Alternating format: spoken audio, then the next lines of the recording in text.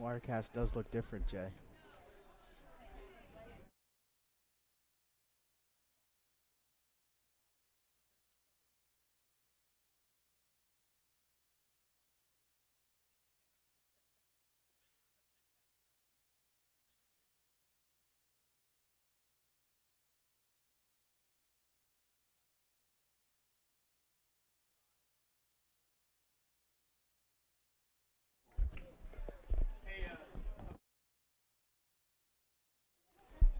From Abessinio Stadium on a beautiful evening in Wilmington, Delaware, it's your Delaware Live Sports pregame show right here on 302 Sports.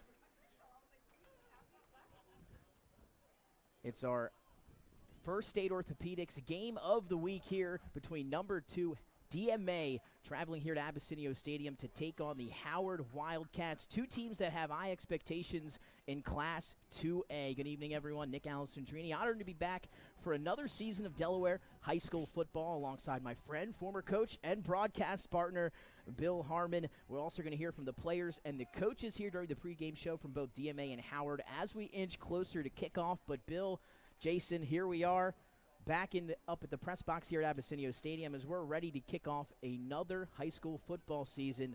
Bill, how's it feel to be back? Well, it's always terrific, Nick, to be with you guys, and here we are at the start of the 2022, though it opened last night. Week 0 did. Salesianum had a terrific win over Cape Henlope, and I spent a lot of time in the off-season getting around and watching programs. Then I also coach at Friends, as you know, so we're in the midst of just finishing up our preseason, but Howard and DMA, I know they're ready to go. They got that early week of practice. Both teams very well prepared. We've got a beautiful night to play here in early September. I'm expecting an excellent contest from both teams. What a matchup to kick off our season as we welcome in our producer, Jason Winchell. Jason, again, back for another year. I know you've been working, getting everything ready to go these last few weeks. Sally's had a game last night, as Coach mentioned, different games getting underway. How you feeling here on our opener? Yeah, this is a big night, especially for these two programs here to start the 2A season playing against each other. It's going to be a great matchup, and we'll see where these two teams are. DMA was a top team last year to challenge Archmere. Howard struggled a little bit, especially towards the end of the season, but new season, they're always a talented group, so I think we're in for a really great game here to start the season tonight for these two teams. Well, let's jump right in. First, let's take a look at the visiting Delaware Military Academy Seahawks, a semifinal appearance a year ago, and they were probably the closest team to taking out the eventual state champion Archmere. What a game, Coach, that was in the semifinals. A fantastic one there. 9-1 overall last year in head coach Nick Lincoln's first season at the helm for the Seahawks, and had a chance to talk to him earlier this week, and he said they lost 22 seniors from last year. That's a very large number, but again, he said that was no excuse. They're going to be ready to go tonight. But, Coach, when you lose 22 seniors, that's a lot of holes to fill. Well, Nick and Jason, as you know, sometimes some programs don't have 22 players, yeah, much less 22 seniors. But Nick Franklin, in his first year at DMA, I thought did an outstanding job. They were always well prepared. They had excellent players. I thought they competed very well in that semifinal game against Archmere. Was a game that could have gone either way against, I thought, the single best team in Division II was Archmere, and they really they were tested in that game. DMA competes extremely well. We know their discipline coming from the military school, but I really like this team, and I have a good feeling that Coach Franklin has replaced a lot of those 22 seniors. He's got a great group that we're going to talk about.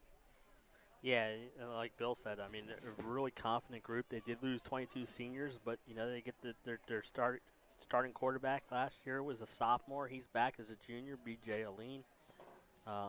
So it'll be another year under his belt, so he'll have more experience this year, and I think he can run the offense the way DMA wants the offense to be run. Yeah, Jason, you make a great point. Excuse me, Nick. Yeah, I just wanted to say about B.J. Aline, not only is he an outstanding passer, but I think he's every bit as dangerous with his feet.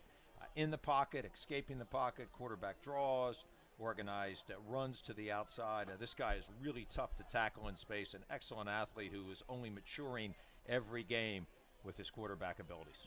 Again, you look at some of those stats from last year, over 1,200 yards passing, 13 touchdowns through the air with 4 interceptions for B.J. Lean. Also had over 500 yards on the ground and 5 scores, so 18 total touchdowns for B.J. Aline last year. And again, as you mentioned, Jay, just going to look to improve upon that, and another year in that system will give him some more confidence. And when we spoke with Nick Lincoln earlier this week, another thing he highlighted was his offensive line. He said those were the guys to watch, and it starts up front with number 77, Cale the Negris, and number 58, the center, Connor Sullivan. They've got a very talented sophomore class up front. Well, they certainly do, and these young big guys are really tough. They're weight room people.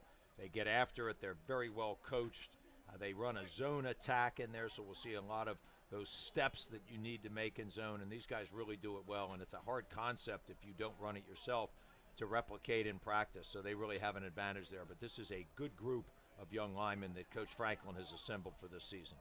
And some other skill guys to pay attention to. The senior, one of the few they have here this year, number 3, DeFeer Watts, fantastic last year, also a middle linebacker. He's also the running back.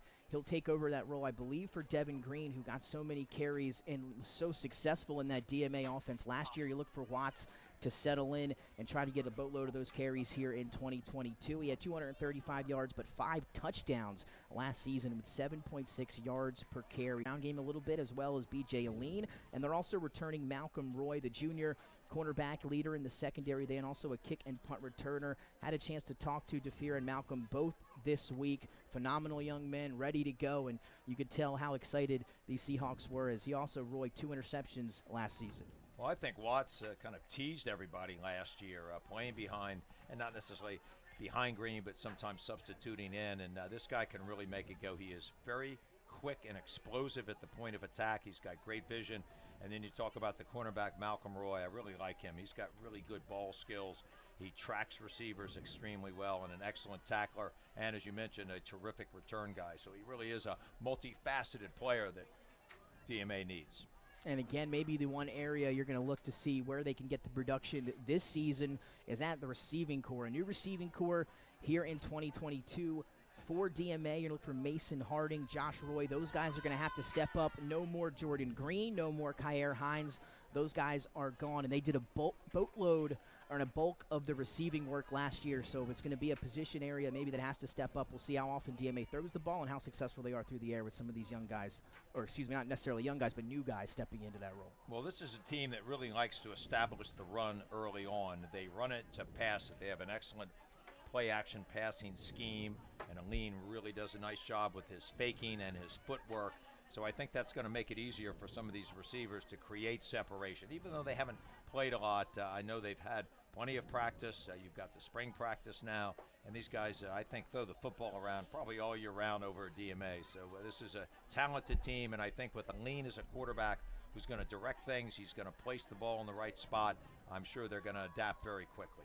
And now let's take a look at the home team tonight. That is the Howard Wildcats. And guys, it seems like yesterday they were coming off those back-to-back state championships, but last year really wasn't up to Coach Ritter and the players' expectations. I got a chance to talk to them this week as well at practice, and almost every player I talked to had mentioned that. They said last year was just a different year. We had come off 2 state championships. We kind of were lackadaisical at the beginning of the year, and they all said this: we joked around too much last season, and they also all reiterated that is not the case this year. They said it has been hard work since camp started. They are ready to show everybody in Delaware that they're one of the top teams here in Class 2A, as they were a few years ago, coming off back-to-back state titles. Well, Danny Ritter is not going to let him relax. I think he's one of the really better coaches in the state. He runs a great program down there.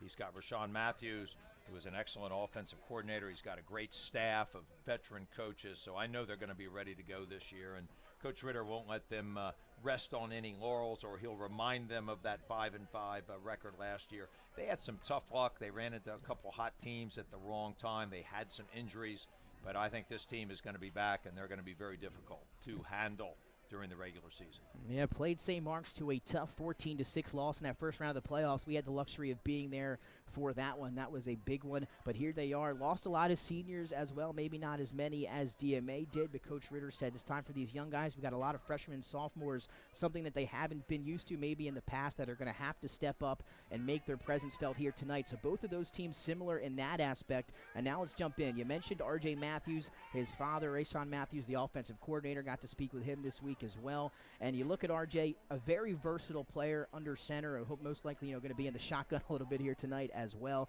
1,300 yards through the air, 15 touchdowns, did have 9 interceptions, so turned the ball over a little bit there, but didn't run maybe as much as you would have thought. 60 rushing yards and just 2 touchdowns on the season, so likes to maybe move out of the pocket and find his receivers down the field, but he's going to let it loose here tonight. Well, this offense starts with R.J. Matthews. Obviously, as coach, they have great simpatico between them. He really throws the ball well. He spins it excellently. He's got a great feel for this offense, probably because he spends a lot of time with his dad watching tape and going over things, but I really like him. He's a good athlete, plays multiple sports. He's got a great feel for the game. And as you mentioned, I think he's very dangerous running the ball, and I think that will be the expansion of their offense this year, Nick. I think you'll see more read plays, scrambling out of the pocket, maybe some quarterback draws. But R.J. Matthews can really play, and I really like his game. An excellent competitor who I think is only going to improve upon last year's performance. And again, when speaking with Coach Ritter, another guy he highlighted was one of the seniors on the roster. That's the running back, number 1, Keyshawn Watson. 356 yards, 6 touchdowns, over 5.5 yards per carry. Last year also had 3 receptions for 70 yards during the season. He's now the senior lead back. He'll step into that role, and Coach Ritter very excited about him this week, and we'll see him get the boatload of the work here tonight for Howard on the ground. I like this runner, Watson. He has a low center of gravity. He does a great job of running his feet upon first contact. He breaks a lot of tackles. Got enough carries last year to average 5.7 yards per, which I think is pretty darn good in high school, especially on a team that maybe at times had some difficulties with their run blocking. But this guy is going to have to be dealt with. A very versatile player. They can throw him the ball, too. And now that takes us to the receiving corps. Jamal Johnson, a junior now this year, and senior Kevin Ford. So these two guys, upperclassmen, had an impact last year as younger players, but now it's time for them to really step up. You look at the stats. Second on team in receiving was Jamal Johnson last year with 358 yards and 6 touchdowns on 26 catches. And he was the number 2 behind maybe one of the best receivers in the state in Tamir Hollingsworth. So now he's going to slide up, be that go-to guy, and that's maybe for R.J. Matthews here in 2022. And then you have the senior Kevin Ford, 150 yards and 2 touchdowns on 15 catches last year. Also had 2 interceptions on defense, but Jamal Johnson and Kevin Ford, those are going to be the 2 receivers that you're going to have to look out for here for Howard tonight. Howard does a great job of stretching the field, not only horizontally with their formation, but also vertically. They like to throw the ball down the field. They run a lot of crossers. You mentioned Hollingsworth, and if you can have 26 reception, another guy with 15 with a player like Hollingsworth, it's clear to me that R.J. Matthews does a great job of spreading the ball around. He's not just targeting one guy. He's not picking one guy. I think he does a great job of reading, and that's why Jamal Johnson and Kevin Ford will be the beneficiary of a maturing junior R.J. Matthews. And again, 2 more guys to pay attention to up front for Howard. They're going to be the 2 guards, your right guard, Christian Pope, and your left guard, Marcus Barkley. Both of those guys returning from last season. Coach said that's where it starts up front with those 2 on each side of the offensive line. Well, you need good guards in today's game. You see a lot of even fronts. That means you're going to have defensive tackles on your guards. This is a zone blocking scheme, so you're going to need those guards to be stepping laterally down the line of scrimmage, and both Pope and Barkley do a really good job of this. They're veterans. I look for them to help lead this offensive line throughout the season. And we're going to keep it rolling here because we are short on time for the moment. We've got a pretty cool promo to preview for you here in just a little while about upcoming show Wednesday night at Buffalo Wild Wings. But, Coach, let's now jump into the rankings here as we begin this season, week 0 in 2022. We'll start with Class 3A, and atop the board there for us here at Delaware Live, Middletown, followed by number 2, Smyrna, number 3, Sussex Central. Dover comes in at 4, St. George's 5, Sally's at 6. They got a win last night, and William Penn at 7. What do you think of the Super 7 there in Class 3A? I think it's a pretty formidable group. I am not much of a predictor, as you know, Nick, but you got a lot of good teams. I'm going to pick one team on that list. I know a little bit more about them than others, but I think this Salesianum team is really set for a great season. I like their character last night. Coach Billy DiNardo's got a terrific staff. I just really like the way they operate. Gene Daladon as the offensive coordinator is really creative. He's a smart guy, but he's also egoless, and he really works well with his young quarterback, only a freshman. He's only going to get better. And but let me tell you something. They've got a terrific backup. Their senior Elijah Gibson, I really like him. So if they have any difficulties or injuries, look for him to step in. This is a team that's going to be reckoned with, and Nate Ray, I think, is going to be one of the better players in the state. Yeah, absolutely. Again, you got a chance to see him last year. He had a good performance, and he only can improve here in 2022. A year older for Nate Ray. Now let's take a look at Class 2A, led by the defending state champions Archmere. Undefeated season last season, capped off with a state title and a trip to the White House for the Hawks here this past season. DMA, who we'll see tonight, they come in at number 2 in our preseason rankings. Delmar 3, St. Mark's there coming up at 4, followed by Friends at 5, Woodbridge 6, and Caravel 7. There's your Class 2A Super 7. Well, it does start and probably ends with Archmere because of Chris Albero, an unbelievably high-quality individual, a great athlete, a terrific quarterback. I think he does so many good things, but they have a lot of other really good players on that team, extremely well coached by John Blaise and his staff, another really good staff. I think a team to watch out for in Division 2 is Caravel. They are really physical, well coached by John Reed, Dave Willard calling the plays down there. I really like them. They're certainly, to me, they're a team you've got to watch out for, and as well as DMA and Delmar and St. Mark's, I think, is really going to be tough this year, and always Woodbridge as well. On to Class 1A, and the defending state champ Bulldogs from Laurel got their season started last night, a win over Sussex Tech as they go up a class and get a victory. They're your top team in Class 1A, followed really closely there at 2 by St. Elizabeth's, Indian River at 3, Tatnall 4, Odessa 5. Seaford got some expectations this year. They come in here at 6, followed by the Force of Wilmington Charter at 7. And guys, Class 1A looking a little competitive this year. Got some good teams. Absolutely. Laurel's really impressive to me, especially that victory by the margin they had over Sussex Tech. St. E's always difficult to deal with. Mike Lemon does a great job. One of my sleeper teams on that list is Seaford. They are loaded down there with talent. They are getting that program established again. Look for them to be a factor throughout the season. But Laurel and St. E's right now are the class of that division. And what I like is stand out to you, Jay, about those? Wilmington Charter had the most kids, I think, ever come out for their thing. So it's good to see. I think what happened with the 3 classes is now the competition's better for Wilmington Charter. You're going to get more people to come out, and it certainly proved the case there. And it'll be interesting to see how they fare. I see they come in 7th, and that's probably where they belong right now. But with all the kids there, can they improve during the season and maybe sneak up there and catch some teams? Wilmington Charter has a really fine young quarterback in Roman Paoli. I have watched him work out quite a bit. He's a really nice player. He's going to help lead them, and that's a great point, Jason. More numbers out. Obviously, that's going to help your program build and be a viable factor as the season goes on. You love to see that. More numbers, the better. And now it's time to head to our coaches and player interviews here on Delaware Live Sports. Had the chance to catch up with both Howard and DMA this week at practice, and you're going to hear what they had to say ahead of tonight's kickoff. You'll hear it right now here on Delaware Live Sports. I think we're going to make it way further than we did last year. There we go. That's what you like to hear. And DMA, pretty good team. Week 0. What a way to kick off both of your guys' seasons. A Howard-DMA matchup, big Class 2A. Everybody's looking forward to that. What kind of challenges do they present for you guys up front? Up front, their double team is looking very good. I've been looking at their film a lot. Their double team looks amazing. Their pull game, some of their plays, I just noticed that they look good so far. But I feel like we've practiced enough to overcome their adversaries, and I think we can make it this time. Absolutely. And before I let you go, Christian, thanks for taking the time to speak with me. In your opinion, what do you guys got to do here Friday night to get the win? Effort and energy. That's all we need right now. There you go. Effort and energy. We'll see it on the field tonight. Thanks, Christian. Appreciate it. Yep. What's up, Delaware? It's week 0. Nick Alessandrini for Delaware Live Sports. We've got Howard and DMA tonight, and I got a chance to catch up with Damian Ross from Howard. Damian, they got you playing all over. We were just talking about some receivers in the secondary.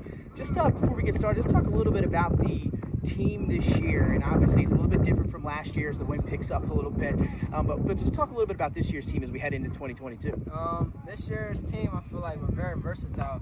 Last year we had a lot of key pieces to our team, but we lacked in a lot of places, and I think we're picking up where we left off, and we're coming back even better. But this year, I think we're more versatile, we're faster, we're stronger, we're better. Coming back harder this year. Absolutely, and obviously week 0 here against DMA. How's the vibes been in practice this week? How's training camp been, just obviously leading up here to week 0? How's it going? Training camp, knowing that DMA was our first game, we've been going hard ever since camp started, Hell Week, 2 weeks. We was going hard out here, 8-3. Practice this week has been very intense. We're ready for the game Friday. It's going to be a big crowd. We know the DMA is going to bring our student section. We're going to bring our crowd. It's going to be a good game. Hopefully we can knock them off this year. Yeah, and you mentioned DMA, a team you got to see last. Those are some key pieces for DMA, and I feel like they remind me a lot of players that we have on our team. There you go. And obviously, if you guys could have one thing, maybe, what is your key to the game here Friday night against Howard? Against DMA. Couple keys. First, I just say play as a team. Second, I say stay focused. And then third, I say just keep your head up no matter what happens and leave everything on the field. Absolutely. Damian Ross from Howard. Thanks, man. Really appreciate it. Good luck. Appreciate you. What's up, Delaware? Nick Alessandrini back here at Delaware Live Sports, now joined by RJ Matthews here, quarterback for Howard. RJ, talk a little bit about training camp practice this week. Here we go, week 0, just around the corner, a big matchup in Class 2A with DMA. Just how's the vibe and everything going on with the team right now? Training camp was good. I feel like we all came prepared and ready to work because as everybody, the whole state know we lost last year. And with nobody out here on this field want to feel that again. So we all came ready to work and we try and win. I think we're ready. Absolutely. And again, a little bit of a different team this year. Obviously, you graduate some guys, get some new faces in here. Yeah. What is maybe the biggest difference in your mind? What have you learned so far about this team here in 2022 as opposed to the team you had last year? I ain't gonna lie. Last year, we in practice we joked around a lot. We thought it was sweet because we had just won 2 previous. We thought it was sweet. We thought it was just gonna come to us naturally. This year, we all about business. No joking around, no smiling. We ready to work. Absolutely. And it all starts with DMA here Friday night, big matchup as we talked about. What kind of challenges do they present you guys? Obviously they have BJ Eileen. He's real quick. He got an arm. He can make throws that a lot of quarterbacks can't make, and he fast. So we just got and they got that fear. We got wrap up. We got tackle, and I think that's about it. Absolutely. And RJ, before I let you go, thanks for talking to me, man. Really appreciate it. What are your keys to the game here against DMA? What do you think in your eyes you guys got to do to get this victory and get to 1-0? You got to focus. We got to focus and score more points than them. That's it. There you go. RJ Matthews from Howard, man. Good luck today. Thank you. What's up, Delaware? We're back. Nick Alessandrini now with Alzion Triplet. You guys got a big one to get things started with DMA in week 0. How's the vibe been at practice? How's it in the locker room? What's the word? Great vibes. Preparation. We've been ready, working, game planning, everything we can to get this win. It's all about our determination right now. And we talk a little bit about DMA coming up, a big matchup everybody's looking forward to here to kick off the season. What kind of challenges does they present for you guys? I know you'll be in the linebacking core. What are you looking out for? I'm looking for that run-heavy type of concept they got going on. They pass a little bit. I feel like their real threat is their run right now. But, I'm here, and my peers, a couple other players, we're here to protect that, secure that. Welcome back inside Delaware Live Sports. Nick Alessandrini now joined by Howard head coach Dan Ritter. Coach Ritter, just talk a little bit about training camp practice, obviously this week leading up to a big matchup to open up your season. Just how's everything been out on the practice field so far this summer and this week? Training camp's been good, minus the hot temperatures. Other than that, training camp's been good. We've been pretty injury-free. The kids have been working really hard. They don't want to repeat of last year. 5-5 and then a first-round loss. They do not want that this year. Absolutely. And Coach, a different team as opposed to last season. Obviously, like every year, you graduate some guys, you get some new faces. What has been the biggest difference, or what is it about this team that maybe is different from last season so far, at least this early? The big difference has been the influx of freshmen and the amount that they're going to help contribute. I mean, at times there might be 2 and 3 freshmen on the field for us in a varsity game. And so that just is a tribute to the type of kid that we got this year. Absolutely. And Coach DMA, pretty good team. You start off the season with them, a big matchup that everybody's looking forward to with Howard and DMA. That's a big one. What kind of challenges do they present? They present different challenges. With Watson, Eileen in the backfield, and freshman Q slinging it around, they will cause problems on offense. And then defensively, that 4-2-5 into the things they do where they change that around, and they're not afraid to hit. They're a tough group. And Coach, obviously, what do you want to see out of your team here Friday night against DMA? What is your key to victory, if you will, for your team to improve to 1-0? I think consistent effort. Need to have that effort from the first snap to the last snap, and go hard and do your assignment. Absolutely. Coach Dan Ritter of Howard, good luck against DMA. Thank you. Nick Alessandrini here at Delaware Live Sports, getting started here week 0 with DMA and Howard kicking things off. Cale DeNegris and Connor Sullivan, guys up front. Just talk a little bit about camp and practice and how everything's been going so far. It's been pretty well so far. We're getting everything ready for Howard this week. Feels really nice to be back in the shape of things too. Yeah, we've been playing hard, playing well, practicing, pushing everyone. How has the vibe been in the locker room? How's everything been now? What's different from this team as opposed to last year? we're definitely more together than we were last year, absolutely. But I wouldn't really say it's a rebuild more of all the seniors leaving, say it's a reload. Yeah, to go off of him, I mean, it's a different vibe without the seniors, but it's new team, young team, but it's still the same people. Like we're a lot closer than we were with the seniors last year, but it's all the same. Against Howard, team you know well, played them last season, a team that's been historically good year in and year out. What kind of challenges do they present? I mean, their pass game's always been good, but I think our team can be better than them. They have a good control of the inside run, but we can handle that. And a welcome back inside Delaware Live Sports. It's week 0, game number 1 for us up with the North Crew here in 2022. Live from Abessinio Stadium, it's number 2 DMA and Howard. We just had the coin toss. Howard won the toss. They have deferred to the second half. Your captain for Howard was Kevin Ford. Connor Sullivan, Cale Denegris, BJ Aline, and DeFeer Watts, your captains for DMA, as we now will pause for the national anthem.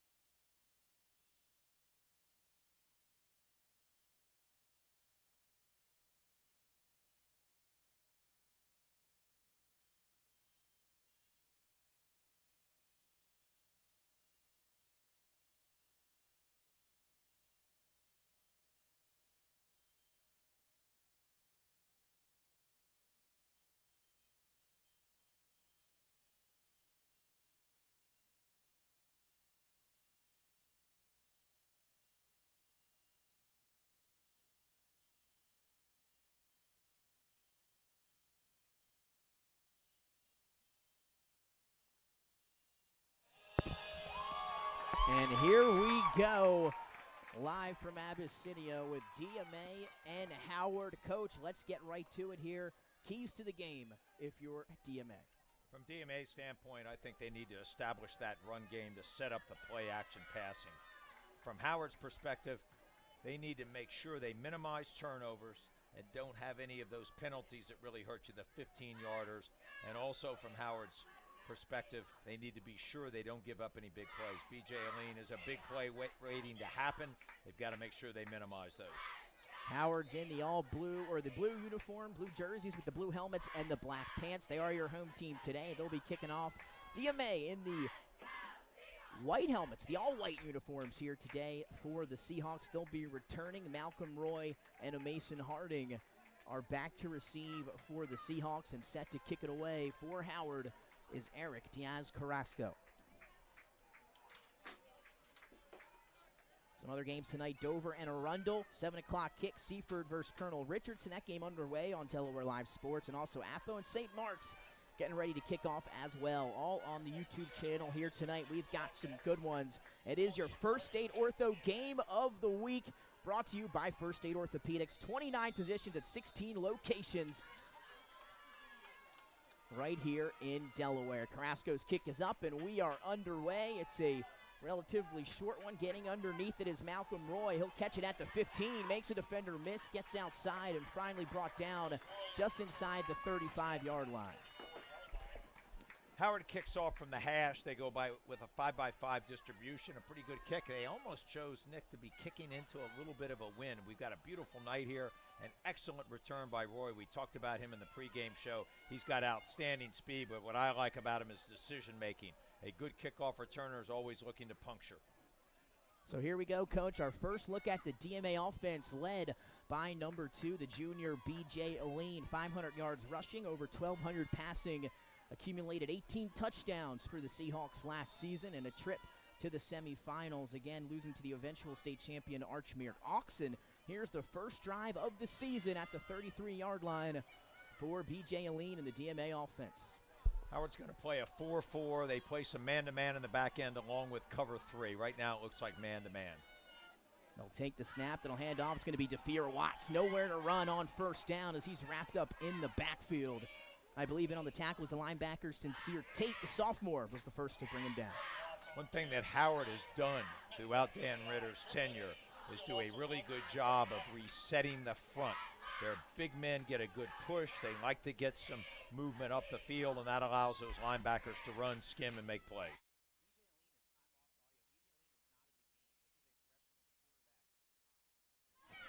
So we actually have a different quarterback, I believe. Number 2, I believe, is B.J. Lean. He's on the sideline. This is a freshman in for DMA. This handoff is back to Watts, but once again, not a big push up front, and the Howard defensive line able to stop that one up front. And it's going to be 3rd and long upcoming, but that's going to be number 13, Odell Teal, I believe, unless we have the wrong jersey numbers code. That's a freshman under center here for the Seahawks. Well, there may be. I watched number 2 warm up, who I thought was a lean. It looked like he was throwing the ball well. Sometimes these teams change jerseys later on. So far, a really good job by Howard's front, as I mentioned, of reestablishing the line of scrimmage. And number 2 is labeled as a lean. He's at the sideline to the left of Nick Lincoln. Here's DMA on 3rd and long. Need to get to about the 44. And now we're going to have a whistle down on the field, and Coach Lincoln's going to call his first timeout of the ball game. And we have a stoppage here. Now we'll try to zero in on what we're seeing in front of us. Again, B.J. Aline, the junior, led DMA to the semifinals last year. To our knowledge, does not seem to be him under center. He believe is number 2, but as you mentioned, Coach, jersey numbers switch, things happen, so we'll try to get that as soon as possible. But DMA trying to pound the ball early, like you suggested, that Howard getting a good push up front here. Well, that 4-4 is really versatile. You can play a lot of different fronts. At times with the tight end, Howard will shift to a 5-man front. Right now, it looks like they're playing cover 3 behind. They typically have excellent cover people. We'll see a mixture of man, cover 3, and maybe in long yardages, even some quarters coverage. And offensive starters for DMA at left tackle, Cale Denegris. At guard, Cooper Allen. Connor Sullivan, the sophomore center. Josh DePatrie, the right guard. And Hunter Tate, the sophomore right tackle. Your receivers, Josh Roy and Mason Harding. Luca Turturecci is the tight end. And Watts and Evans, your running backs. There's going to be trips to the bottom of the screen here on 3rd and 8. Need to get to the 44. Here's the snap. Teal going to hand it off to Watts. He's hitting the backfield, and he's going to be brought down with no gain on 3rd and 8, and I believe hit first by maybe Alzion Triplett, who was hitting the backfield. But, Coach, 3 running plays, and they've accumulated about 1 yard there for DMA on their first drive. DMA puts a bunch formation, 3 receivers very tight, collected tightly. That's usually a run situation in that sense because they set it into the boundary. Howard did a great job of adjusting to it, got excellent penetration up the field to make the play on the cutback. Kevin Ford now going to be back to return this punt. Punting it away for DMA is going to be number 58, Connor Sullivan, the center, who takes it. He'll take his time, boot this one in the air. It's going to take a hop at the 35. Ford will run and field it at the 35. And he's pushed out of bounds by number 6, Eric Dorsey, the sophomore. So DMA 3 and out on their opening drive, and now we'll get a chance to check out the new offense this season for Howard, of course, led by the quarterback, R.J. Matthews. Well, you're going to love Matthews. He gives you an awful lot to talk about. He is a versatile player. They love to throw the ball side to side. They've got these new receivers with Hollings. Well, not new, but receivers that were not emphasized last year in Johnson and Ford. But I'll tell you what, they are going to be tough. They're going to tax this DMA defense. DMA also tends to play a 4-man front. They'll play a little bit more zone behind. So here we go. Howard will take over at the 35, and here they'll start with a shift as Matthews gets under center. Double slot here for the Wildcats. Motion as Matthews takes the snap. They'll set up the screen to the weak side, and that's going to be caught, and he's got room to run out in the open space and brought down at the 25, and a big jolt on the first play on offense from Howard. That is going to be number 13, Robert Kelly. One thing that Howard loves to do, Rashawn Matthews, the offensive coordinator, very creative. They shift, they get Matthews back into the backfield. He was a wide receiver initially. They go empty, they go jet motion, and then they throw a wide receiver screen back into the boundary. An excellent block by the left tackle, Caesar Thomas. A gain of 48 yards on the first pass from Matthews to Robert Kelly. 1st and 10 now for Howard as Matthews is under center. Deep motion. They'll turn, handoff to Watson. He's met in the backfield, almost lost the ball, and there he is from the middle linebacker spot. DeFeer Watts almost coming up with the big play that time. Watts did an outstanding job there of penetrating the line of scrimmage, understanding where the play was going to go. It was going to be a outside zone play to the right. He diagnosed it perfectly, and what he did as he was coming on that run blitz, he did not overrun the play, and a lot of backers do that from time to time. He stayed as level as he could, made an outstanding tackle.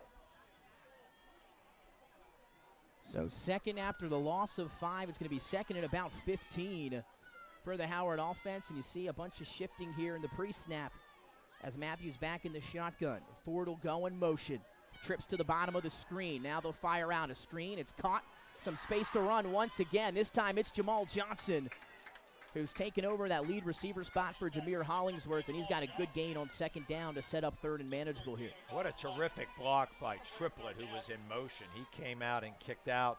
They love these wide receiver screens. They're very short passes. It's a great way to get R.J. Matthews on track and confident early on. Easy throws, but he's been right on target, and Howard's done a great job of spreading the field and taking advantage of this coverage of DMA at the moment.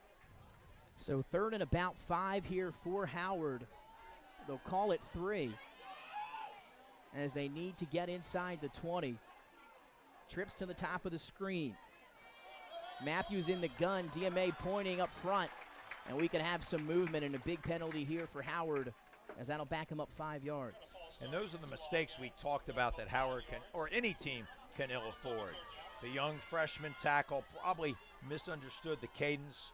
Caesar Thomas just moved a little bit early. Now, when you do a lot of shifting and you get close to the count, sometimes the voice inflection of the quarterback changes, and in that case, that may have actually drawn off his own man.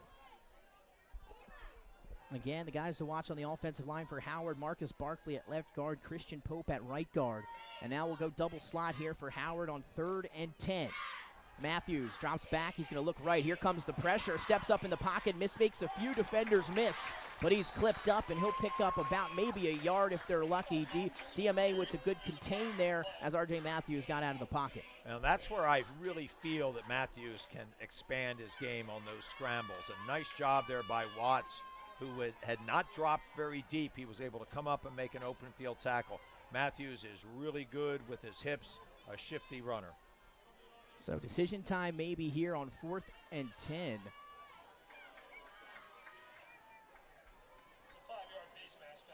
And there's actually a face mask penalty, so a late flag is going to be a 5-yarder. Now it's going to replay the down, so it's actually 3rd and 5 now. Maybe I was giving Watts a little too much credit, but I do like him. He's very aggressive, a good tackler. Just got that hand in there a little late. So a chance here for Howard to convert. They throw it out wide to Damian Ross, but he is met on impact. There he is, Coach Malcolm Roy. As soon as that ball hits the hands, he made the play. Well, Roy read that play extremely well. You can only go to the well so often on those wide receiver screens, and eventually corners and safeties start to adapt, and an outstanding play by Roy. He immediately read it. He shoots the gap. The blocker who was assigned to him misses him, and he makes an outstanding tackle in the open field. A big play for DMA's defense. That's going to be a loss of 3 on the screen pass to the top to Ross. 4th and about 7 now for Howard. 6:58 and ticking here in the first. Shotgun snap to Matthews. He's waiting in the pocket. Here comes the pressure again. Going to have to make something happen. Makes a few guys miss. Fires and almost intercepted on the far sideline at the 10-yard line. That was Owen Bedford, the strong safety, coming over and making a play on the ball. Well, Bedford, the senior, did a really good job of reading Hollingsworth's eyes. Hollingsworth, really nice escape out of the pocket. He was bottled up initially, but did a great job of spinning out to his right, and then he threw the ball. Now Bedford, when he looks at the films, even though most D-back coaches are going to tell you to intercept it, that would have given up about 15 more yards of field position. So you need to know the situation, but I really credit Bedford for a great break on the ball. So the drive started off with a 40-yard completion from R.J. Matthews to Robert Kelly, but no points for Howard on their opening drive. And now here come the Seahawks, and they'll start this one at the 25-yard line. It's going to be, again, number 13, Odell Teal, in the shotgun. Wide receiver in motion. They'll take the snap, hand it off, and that's going to be a TFL. Damian Ross coming off, finding a clearing and making the play in the backfield. Well, Ross was just too quick for the man assigned to block him. They run that jet sweep, which is when one of the wide receivers comes deep right in front of the quarterback. They flip it forward, so it's actually a pass. But Ross was just exploding up the field and made a great tackle. Both teams impressively have tackled well here early on, especially with the way a lot of the seasons have gone now, where you're not hitting as much in practice. Some teams weren't able to practice outside as much because of the hot and humid weather. So I credit both teams for being pretty sharp. We did have that face mask penalty, but outside of that, some good open field tackling. So Teal back in the shotgun here after the loss on first down. Second and about 15 for the Seahawk offense. He'll take the snap, straight drop back. Now going to have to make a move. Out of the pocket goes Teal, lowers his shoulder, hit hard after a gain of about 6 yards, but flags come flying, and we'll wait to see the call here.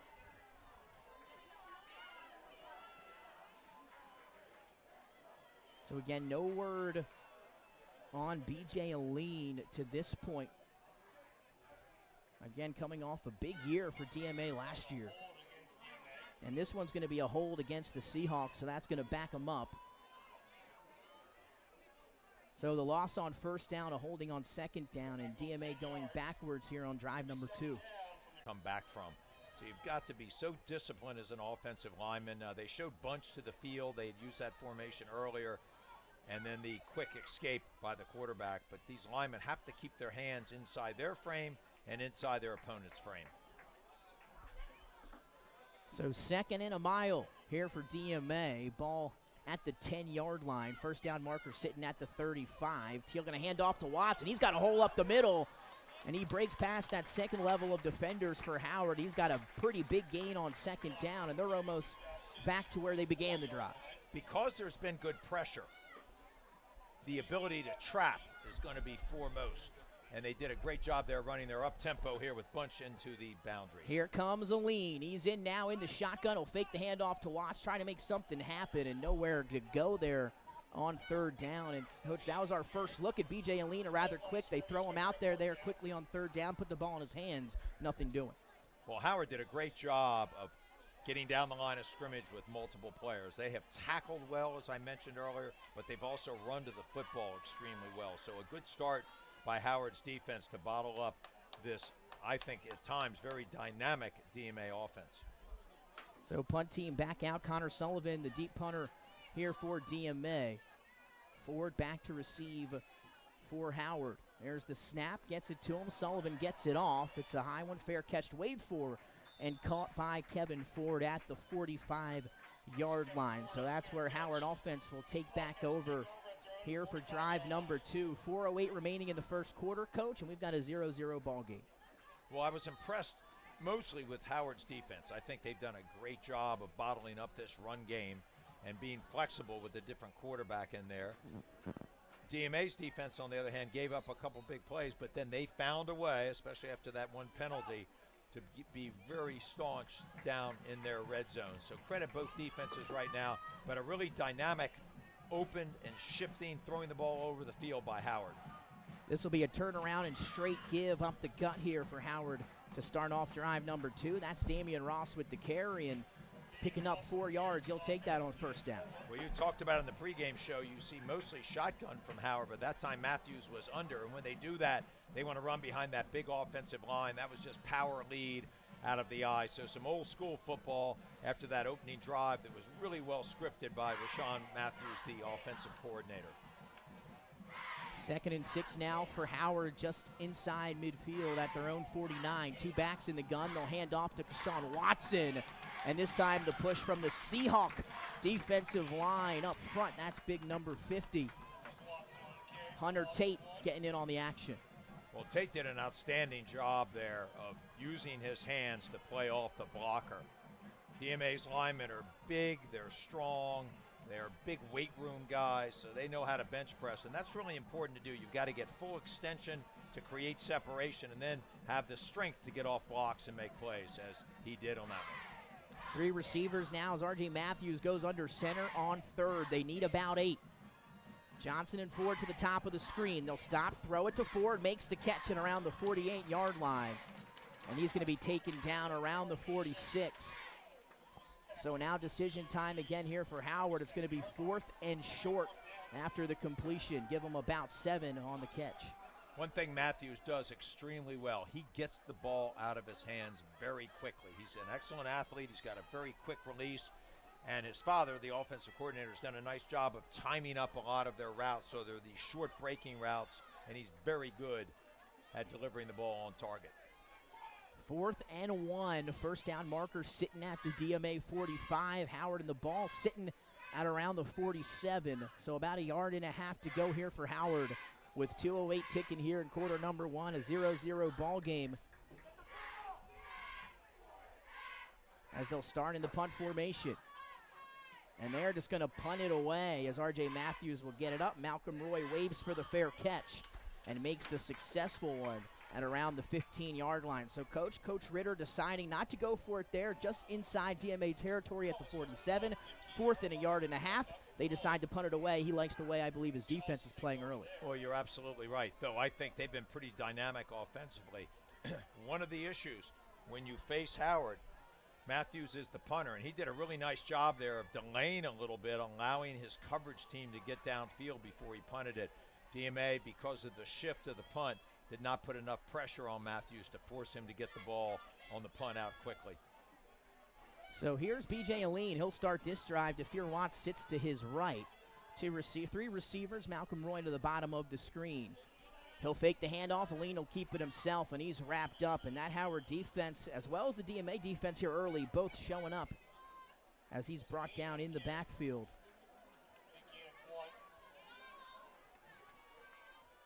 And that is Christian Pope, a guy we highlighted in the pregame show. You also had a chance to hear from him as well. Pope did a really nice job there himself of using his leverage, but also a nice play by the freshman. Desan Drummond was there to make the play as well.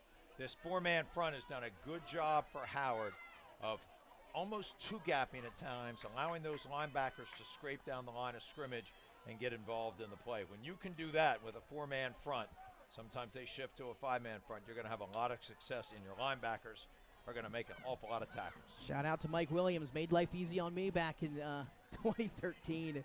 As Aline will turn, fake the handoff to Watts. It looked as if though he should have given it to him, and he's going to be taken down in the backfield. A big loss on a combination tackle from Sincere Tate and Damian Ross. And Coach, maybe a miscommunication there on the RPO or the read there? I'm just going to say it was probably a misread, and Aline was trying to make a play. But one of those things that Howard does so well defensively is they scramble to the ball. They are very quick getting off the line of scrimmage and getting their second and third level players involved. Aline, I think, just has to kind of get into the flow of the game here after sitting out the first drive. So once again, Coach, DMA sitting at a 3rd and long deep in their own territory. That's been the name of the game for both offenses. We tick down for the last play of the first quarter. 3rd and about 12. They'll fake it. Here comes a flood. It looks like for Aline. He's got to get rid of it if he wants to prevent the safety, and he does. Smart play to get out of the pocket. And then we have a late flag. This could be a roughing the passer call. And we'll bring in Jason. What'd you see on that? Intentional grounding? Could be intentional grounding. I couldn't see it there. Either or, I didn't see the signal, but I didn't think there was a receiver out there. Could go either way. Aline looked out of the pocket. He's talking to DMA, and it's going to be a roughing the passer call against Howard, and it does not get you don't have a bigger penalty than that on absolutely 4th and long at your own 5-yard line. Well, you can ill afford to make that mistake. We talked about Howard, penalties, turnovers, no turnovers yet, but that's a huge penalty when they have DMA bottled up. They were going to have to kick into this little bit of a breeze here, and they bail and lean out. Now, one thing to remember, guys, and our viewers and listeners, is that in high school they have changed the intentional grounding rule, and you can now throw it away as a quarterback in high school under certain circumstances. So that is a rule change. I think it's a good one because it helps protect the quarterbacks. I agree, Bill.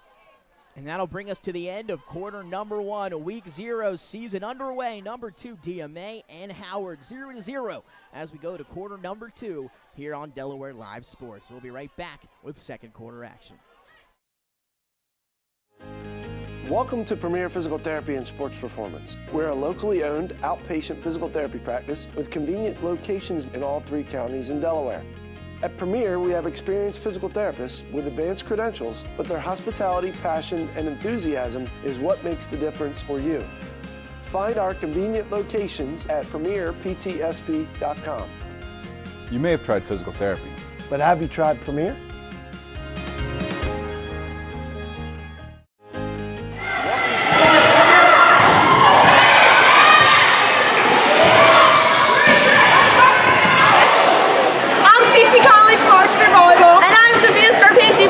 Volleyball. And we think you should join us Wednesday for DSO Weekly powered by 302 Sports at 7 p.m. Go Hawks! And come Thursday for the game of the week versus Smyrna. Woo!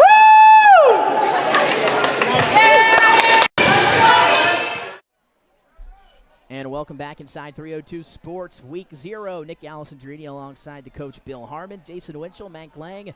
We're up in the press box here on the opposite side of Abessinio Stadium as we are kicking off the season with DMA and Howard. And Coach, we saw a lot of defense there in that opening quarter. Both teams' defenses have been sharp for 2 reasons. They've run to the ball well and they have tackled well, though I was impressed with that initial drive by Howard until the ill-timed penalty. But they spread the field. They had some really good wide receiver blocking on those wide receiver screens. Rashawn Matthews doing a great job of getting his son involved early on high percentage throws.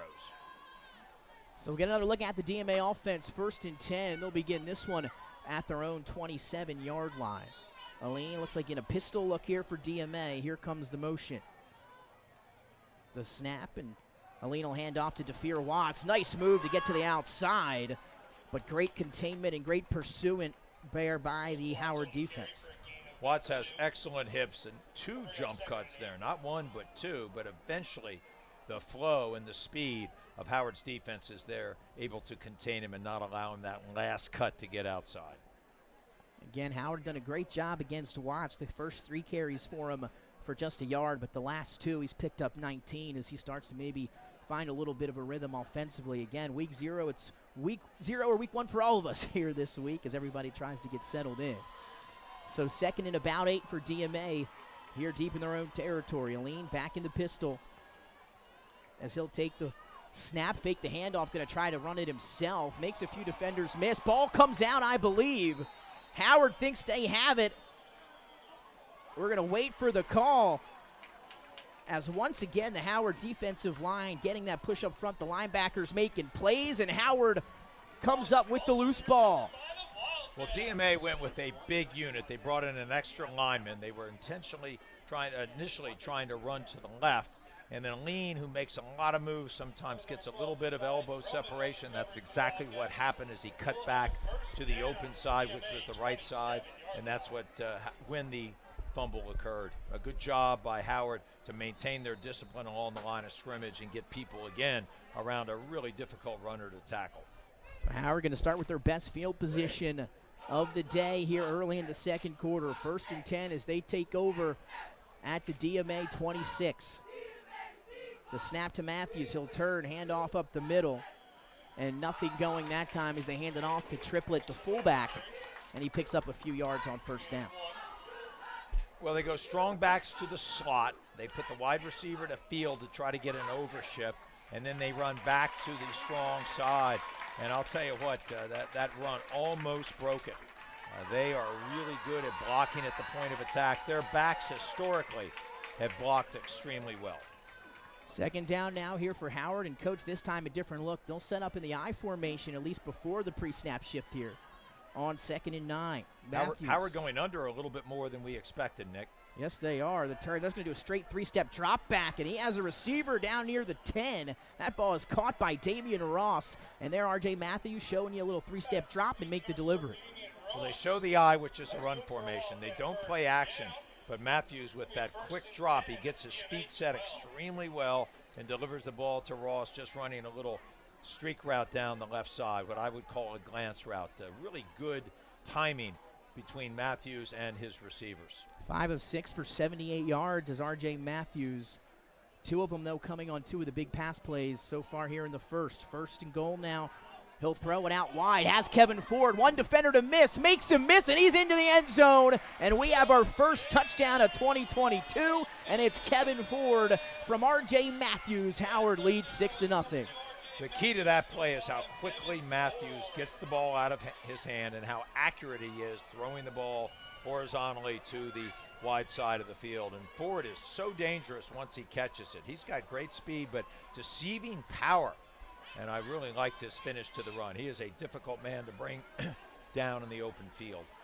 And we've seen a lot of that screen work for Howard here so far in the first half, just trying to get some of those receivers in open space. Ford made a nice cut, fake cut inside, got to the outside corner, was able to get to the pylon for the touchdown. And now we're going to see Howard line up to go for 2. 9:50 remaining here in the second, and R.J. Matthews didn't like what he's seen, so he's going to take a timeout. I think they had the wrong personnel grouping on the field. Coach Ritter out to take the timeout. Always a little interesting to me early on. I think the preservation of your timeouts versus worrying about the 2-point play. Now, obviously, if you're kicking it, you can take the delay of game because your place kicker probably isn't going to have a problem kicking either from the 3 or the 8. But in that case, I think he wanted to ensure, since he's running a 2-point just set-up conversion, not in a fake stance situation, he wanted to be sure he had the right personnel on. This is our First Aid Orthopedics game of the week, as First Aid Orthopedics has 29 positions at 16 locations, which provide both surgical and non-surgical treatment for a variety of orthopedic conditions and are specially trained in the current state-of-the-art techniques. They serve as team physicians for over 20 high schools, Wilmington University, and many local recreational and competitive leagues. Make sure you head over to firstaidortho.com and be sure to mention you saw their ad on Delaware Live Sports. So here we go as Howard gets back lined up here, the attempt to go for 2 after the Ford 10-yard touchdown catch. It's going to be triplet in the backfield to the right of Matthews. He'll get it. He'll design to roll right, looking for somewhere to go. To the corner, has a man in the back of the end zone, and he's got him, I believe, for the 2-point conversion. That is successful. Jamal Johnson, who's stepping into that top receiver role, catches it in the back corner of the end zone. Howard continues to spread DMA out. Trips to the right, single receiver left. He was being pressed. Matthews did a great job of buying time with his rollout. It was not a sprint out. He just rolls to his right. He's got great vision, was able to hold on to the ball until the last moment to deliver it. An outstanding play. I've really been impressed with the improvement of R.J. Matthews. 6 of 8 for R.J. Matthews, 90 yards, a touchdown, and a 2-point conversion. As Howard leads 8-0 here in the second quarter, 9:50 remaining in the first half. And again, when we talked to Howard earlier this week at practice, they mentioned obviously DMA got the best of them last season in a game that we had the chance to do as well, and that on their minds. And when we talked to DMA, they said the last time we played, we lost right here at this field against Archmere, so they were fired up as well. And it looks like we're going to have a good one here to kick off the season as Howard takes an 8-0 lead, and they're set to kick things away. Howard loves this hash kickoff. Now they're on their left hash, kicking the ball down. They use a little bit different distribution, a 4 into the boundary and 6. They didn't have the ball lined up at the right yard line. Now they moved it forward to the 40, which is exactly where you want to have it.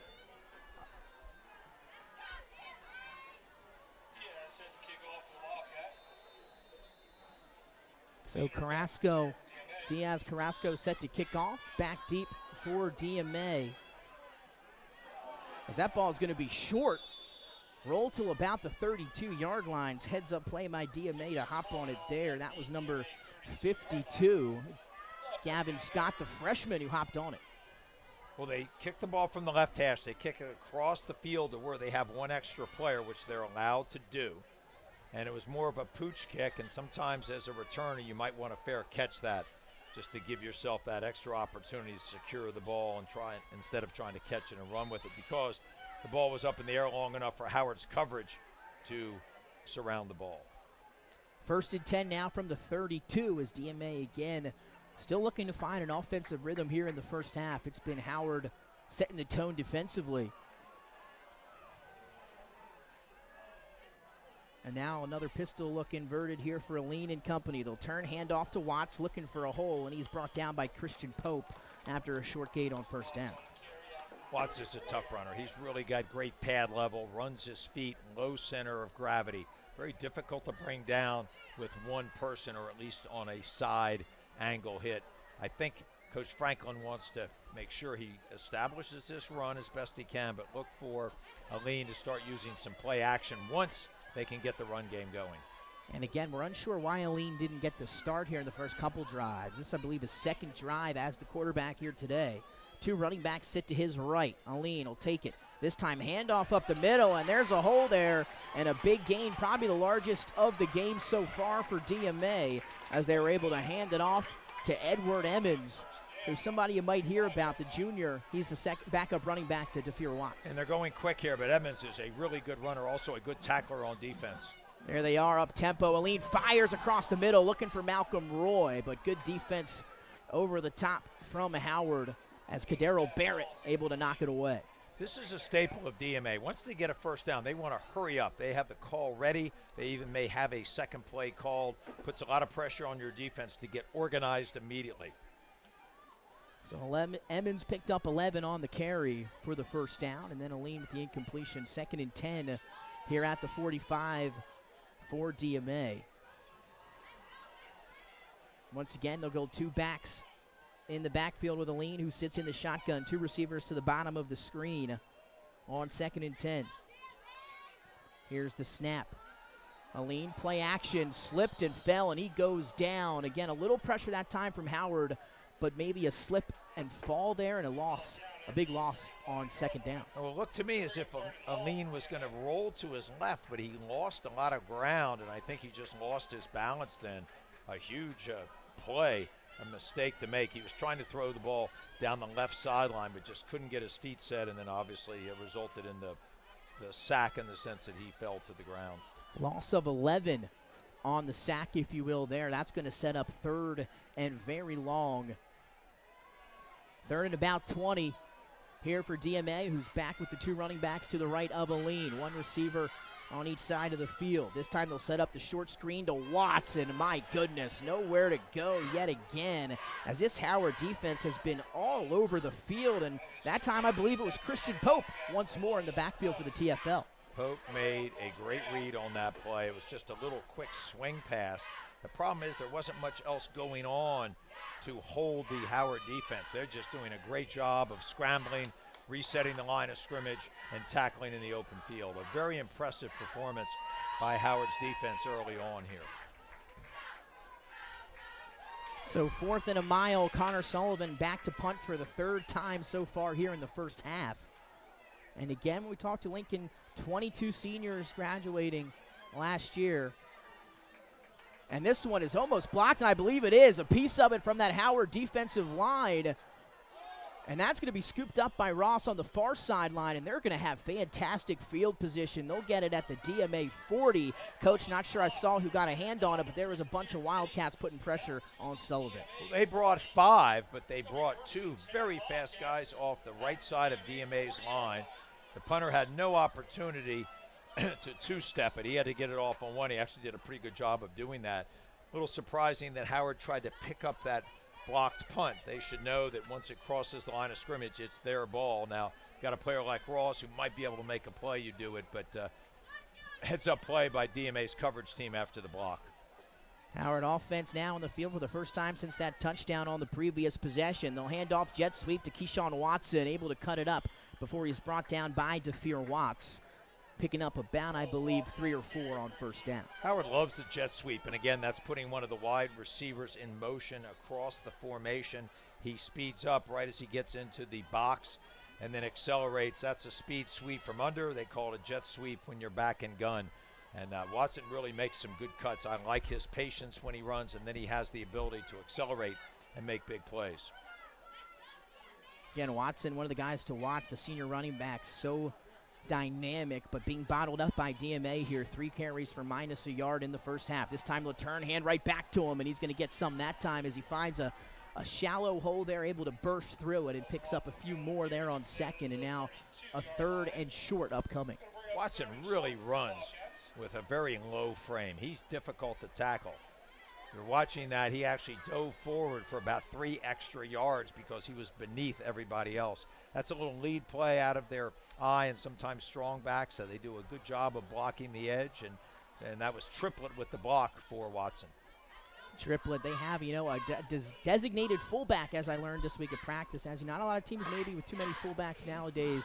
Triplett, he is their fullback, and he's going to get some work tonight. Already a few handoffs, but he'll be paving the way for Keshawn Watson and company.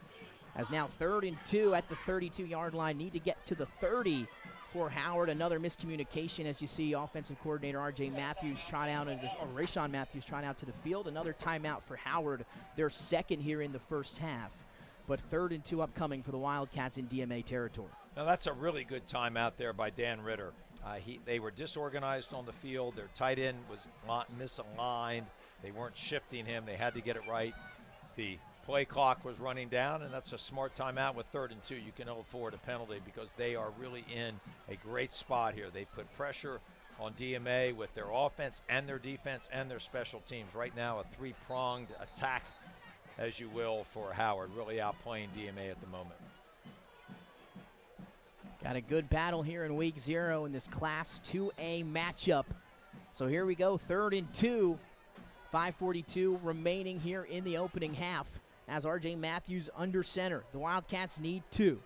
Deep motion to Ross. They'll turn handoff to Watson. He's going to have the first down, I believe. It might need a measurement. Oh, but they got it. So there you go. The first down on the 3-yard carry by Watson. And a new set of downs here for Howard as they keep pushing more into DMA territory here. Triplett leads. Watson with low pad level and an excellent block by the senior left guard Marcus Barkley on that play. Barkley, one of the players to watch. Those 2 guards, Pope and Barkley, creating some space up front for the Wildcats. I formation now for Matthews. They'll turn, toss to the left side. It's Watson looking for the corner. Gets a few, gets upfield before he's pushed out of bounds, and some laundry coming on the field as well. Well, Watson's very dangerous inside and outside because he has such good vision, patience, and balance. That time, Barkley really impressed me with his pull to the perimeter. So he's a man that can drive block, he can pass block, but he's also very good at pulling out on the perimeter. Looking like a holding call, and it is against the Wildcats. So that'll back them up. They'll replay first down. As we tick under 5 minutes, clock stop for the moment here in the second at 4:59, an 8-0 lead for Howard over DMA. And as we talked about before, every player I had a chance to speak to this week on the Howard roster said it's a new year. Last year we didn't take things as seriously as we would have liked, and every player, when I talked to them separately, said the same thing. It's a new year, and we are ready to go. And they seem ready, especially defensively here early in this one. Well, you can see that Rayshon Matthews' son, RJ, is in complete control of this offense. They ran a couple check with me's. He is totally understanding exactly what his father wants him to do. Shotgun, they'll pump. Now they're going to take a deep shot. Damian Ross in and out of his hands. Would have been a touchdown, but RJ Matthews really put that one on the money. The quick pump fake, and then took a shot down the far sideline. Well, they bring him in motion. They run a wheel route, which is where that receiver arcs outside, forces the corner to flip his hips. They run a post inside it, trying to draw the coverage. I think Howard was a little lucky, unlucky in that he missed it, but I thought the receiver turned up a little bit early. The officials fairly lenient early on some of these calls. That would have been a big one there for RJ Matthews in the Wildcat offense, already leading 8-0. So second down after the incomplete pass, and again the holding, a spot foul earlier has him backed up to the 40. First down is inside the 15. Second and long now for the Wildcats. Matthews will fake the handoff on the run, out of the pocket, got rid of the ball. And fortunately for Howard, he did, because DMA was right there. And that's number 16 on the breakup, Owen Bedford. We've already said his name a few times. Yeah, Bedford did a great job of recognizing where that play was going. A really little subtle thing there by the guard Barkley. He pulls out in bootleg. The pass is thrown. It looks like it's on the ground. He's not sure that it's a fumble or not. He goes and picks it up and would have run the ball down the field. A really heads-up play by the senior, Marcus Barkley. I've really been impressed with his pulling ability and also his drive blocking.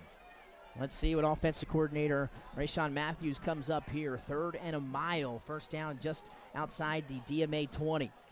Under center, forward in motion. RJ Matthews fakes the handoff. They're going to take another deep shot. Looking for Jamal Johnson, either a miscommunication or an overthrow. Either way, DMA was ready for it as they had 3 guys in the secondary awaiting that one. Well, Matthews took a big hit on that. He was forced to throw the ball early. They had an edge rusher coming in and putting great pressure on him. They only rushed 3, so I'm a little surprised that Howard didn't protect him a little bit more. He wanted to take a shot and see if he could get it all back. Again, they see Howard trying to get RJ moving a little bit back there, in and out, moving outside the pocket on a couple bootlegs, etc. there on the last drive. That was Odell Teal, only a freshman, putting pressure on Matthews from the backside. How about Odell Teal takes the first couple series at quarterback, then he's out here putting pressure on the DN. Opposing quarterback. Absolutely. And again, he knows just a all freshman. well what to do back there. So now we'll have DMA's first timeout of the first half here with 4:40 remaining here in half number 1. An 8-0 lead for Howard on the Matthews to Kevin Ford 10-yard touchdown pass and reception. 2-point conversion. He found Jamal Johnson in the back corner of the end zone, and 8-0 as Coach DMA didn't have BJ Lean on the first couple drives, so obviously took them a little bit to get into a rhythm, but still haven't found that rhythm necessarily here. What have you seen out of the offense? And one of your keys to the game was establish the run. Haven't been able to do that so far here in the first half. They have not been able to do it because their front has been overpowered by Howard. We talked about that several times. A really good push up front allows those linebackers to scrape, so they've got to find some different schemes. I look for them to possibly start trapping a little bit more, but it's really a credit to Howard's defense. I think they've done an outstanding job. They've run to the ball well and they've tackled well. One of our other keys was try to reduce untimely penalties. Howard's had 2 big ones on 3rd down, and then on that one when they were driving deep to get the hold that has snuffed out 2 drives. Back deep to punt here for Howard is RJ Matthews. He'll get it away. Malcolm Roy, the lone return man deep for DMA. It's going to take a Howard hop, or excuse me, a DMA hop for at least a yard, and they'll begin this drive deep in their own territory around the 17-yard line. And we have an update, a couple updates here lately. I want to give a shout out to the Delaware High School football debate. Obviously, you know John Busby and Marty Sheehan. They're paying attention here, and you know they've got all the games on. They've been watching games yesterday and today, and they will continue to do so tomorrow and catch all their work on YouTube as well. And yeah, getting you some, calling you get some. You know, it's football season, right, Bill? When you're talking about quick feet. I'll tell you, those guys do some great work. John and Marty, you love those guys. So new set of downs here for the Seahawks deep in their own territory. Shotgun snap to a lead. Turn and hand off up to DeFeer Watts, who cuts it up the middle. And he'll get to the 21. So a decent gain there on first down as Watts starting to up that yards per carry here. Well, one of the impressive things of DMA's offense is the ability of Watts with those jump cuts, his ability to find those little seams in that zone blocking scheme. I like his patience. I like his pad level. So 2nd and 7 after the 3-yard carry for Watts. Again, it's been tough rushing for the DMA offense here. The Howard defense has been superb here in the opening half. As Aline will go under center for this one. Watts, the tailback. They'll turn, play action. Aline going to roll out now, looking for somewhere to go. Looking for Turticelli at the 30, but out of his reach there towards the sideline for an incompletion. Well, they put Aline in a couple difficult situations. He's slight roll to the left once and fell, and then that time it looked almost like a little bootleg action coming out here. But again, it's to his left. He's a righty, and early on, I think you give Aline some easier throws, maybe let him work to his right or at least stay in the pocket. So right now, he's just a little off schedule with his footwork, but you know he's such a fine athlete that he'll adapt pretty quickly. So 3rd and 7 here for DMA. Again, would be a big first down for them. They've been hard to come by here in the opening half as both defenses have played pretty well. Aline takes the shotgun snap, auto pressure right off the bat, and he's brought down for a sack. That's the speedy Damian Ross off the edge, the outside linebacker. And he makes the play there, and now we have a player down on the field. You never like to see that, and I believe that could be B.J. Aline, and we were wondering why maybe he wasn't in there the first couple of series of the game. Maybe something happened at practice, or he was a little bit banged up, and he looks obviously a little shaken up after that tackle. Well, it was a clean tackle by Ross, and he was extremely quick, a really explosive burst off the left side of Howard's defensive front to put pressure on Aline. Aline really had no chance. All he could do was tuck it and try to run, and we'll not speculate on what happened here. He's surrounded by an excellent training staff, and let's just hope he's okay.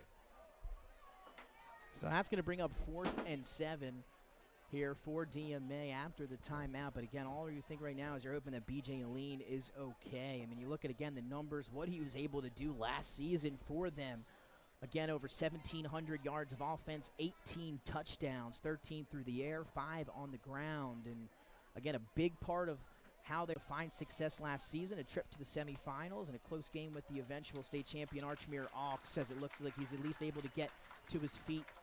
With a little bit of help there, he'll limp to the sideline. So again, prayers up for B.J. Aline. You really hope he's okay, one of the finer players in the state. Well, the good news, he's walking off, but the bad news is we don't know how severe that injury might have been, or did he have a previous injury. Correct. So we'll have to see. Coach Franklin doing a nice job there with his training staff of getting BJ off the field. A tough blow for them, but at least Teals had some reps already at the start of the game, so he's not coming in cold. Again, I mean, you can only think maybe something happened earlier in the week. Teal did get the start, so we talked about that earlier. Hill, the freshman, will be back out on the field probably on the next offensive series for Delaware Military Academy. This time, Connor Sullivan out for punt number 4 of the first half for DMA. 3:12 and ticking here in the second as Malcolm Roy runs back on side, gets to that gunner spot. As there's the snap low, Sullivan able to field it. He'll get it away cleanly this time. The last one was blocked. It'll take a hop at the 48. So Howard will start this drive again here in DMA territory, just inside the 50. And they'll have about 2:54 to work with. Coach, 8-0 Howard leads. Just what have you seen so far here in half number 1? Been very impressed with Howard's defense. They run to the ball extremely well. Really cohesive unit with a lot of speed. The second thing is their offense has been dynamic. They've spread the field horizontally. They've taken some shots down the field, but also developed that wide receiver screen. And the running of Watson's been pretty impressive as well. So they're multi-dimensional. Matthews really gives them a great intro into a wide open passing game. He's been on target tonight. And amazing that it's only 7-0. The penalties have hurt Howard. Just inside 3 minutes to work with for the Howard offense. They'll hand this time to Damian Ross, who was able to break a few tackles, find a gap, and get upfield on a good gain on first down. It looked as if, though, maybe Watts had met him in the hole, but got a block, was able to cut it outside and pick up a good mount on first down. And unfortunately, Ross has to leave the field limping, lost his shoe on that. They may have to give him a little bit of tape, but that's a great lesson in that. Play the whistle. Ross kept his feet going after the initial hit, broke the tackle. DMA's got to get more players around the ball at the point of attack. Gain of 6, 2nd and 4. This time they'll hand it off up the middle. That's Triplett, the fullback. And maybe one, maybe nothing. So no gain on the carry for Triplett. And that's going to bring up 3rd down and short here as the clock continues to run as we hit the 2-minute mark. Howard not in that much of a hurry. And remember, they had to use 2 timeouts earlier, only 1 remaining. And I'm wondering, though Danny Ritter didn't go for it earlier in a situation almost like this on 4th and 1. Let's see if this isn't 4-down territory. It makes it easier for the play caller to know that. Spread them out here on 3rd and short. Ford, the lone receiver, to the bottom of your screen as Matthews sits in the shotgun. He's going to throw it to Ford. He's got him, or at least had him for a second on the hitch route. As that one is in and out of the hands. Matthews did have a good ball there. Well, the drop's going to bring up 4th down. Just a little high. Ford did a nice job of getting to the stakes, plus about a half of a yard to ensure the first down. Matthews maybe just tried to gun it a little early and overstrided, That's probably why the ball was hot. And Howard is going to punt it again. I think he's just so comfortable with his defense. But to me, if you're really comfortable with your defense, go for it here. Put pressure on DMA, which they have not been able to make any big plays, especially with Aline on the sideline being injured. That's a great point, Coach. There is Matthews once again going to be deep back as the punt man. But again, you never know. He could take off with it. Well, he is always dangerous back there. The fake of the run or the pass, and the possibility that he's just so composed back there. That to me is the difference with Matthews this year than last year. He looks like he's in total command of the offense, of the special teams that he's involved in. A very mature player, a very smart young man. And you're absolutely right about that. We had a chance to check him out a few times last year, and I exactly agree with what you're saying. The composure taken up a notch for Matthews. Again, had some pretty balls here so far in this one. A few drops, too, on the Howard side. As Matthews will be the deep punt man. Back to receive is the dangerous Malcolm Roy for DMA. 1:33 remaining here in the opening half.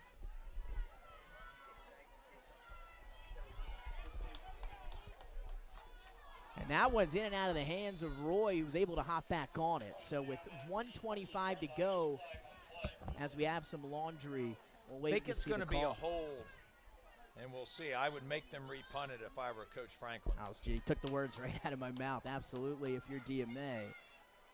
And then you just look down again, an update quickly on B.J. Aline. He's on the bench. It looks as if, though, he's getting some ice taped on that ankle. Shout out to Mike Lang keeping us updated. Again, you don't like to see that. Ankles can be tricky, especially for your quarterback who is as versatile as B.J. is. And again, you wish him the best in his recovery, and you hopefully maybe see him tonight. But if not, you wish him again the best in his recovery here. Well, it's a long season, and you certainly don't want to jeopardize a really fine player by throwing him back out, even in a close game. I know that's the temptation for any coach to do, but we'll just see. And Aline, I'm hoping is a quick healer either way. Again, had a chance to check them out at practice Wednesday, and he looked really good out there running the offense. Again, hate to see a player get injured, so again, we wish him the best here as he gets the ice on the bench. And Odell Tate, I believe, going to be the freshman now signal caller for DMA on the next possession. So they'll back up Howard. R.J. Matthews set to re-punt this one away, gets it off cleanly. It'll take a hop at the 35, and it's going to take a wildcat bounce as it rolls to about the 20-yard line, inside the 20 to the 19. So, Coach, with 1:12 remaining here in the first half, the DMA offense will come back out on the field. Of course, now we believe led by the freshman, Odell Teal. And what do you do here if you're DMA? You're trailing 8-0. Can't really get anything going here in the first half with 1:12, and you're deep in your own territory. I'd be really conservative here. Howard only has one timeout, so they can actually run the clock out without even having to snap it, even if Howard uses a timeout. So I would think to escape with the field position against them and the vitality of that Howard offense and defense to only be down 8-0, I think would be almost a victory for DMA. Now, let's not forget Howard gets the ball at the start of the second half. So they'll line up Teal in the shotgun here with 1:12. Watts the sole back to his right. Two receivers to the bottom of the screen. And they're going to set back, and they're going to give it a shot here. It's going to be almost like a draw for Teal, who tucks it in, breaks a few tackles, but he's hit hard after a gain of about 8 or 9. And now you see Coach Lincoln, they want to keep this up-tempo going as they're going to send the offense quickly back out. They're just a team that wants to put pressure on you at all times.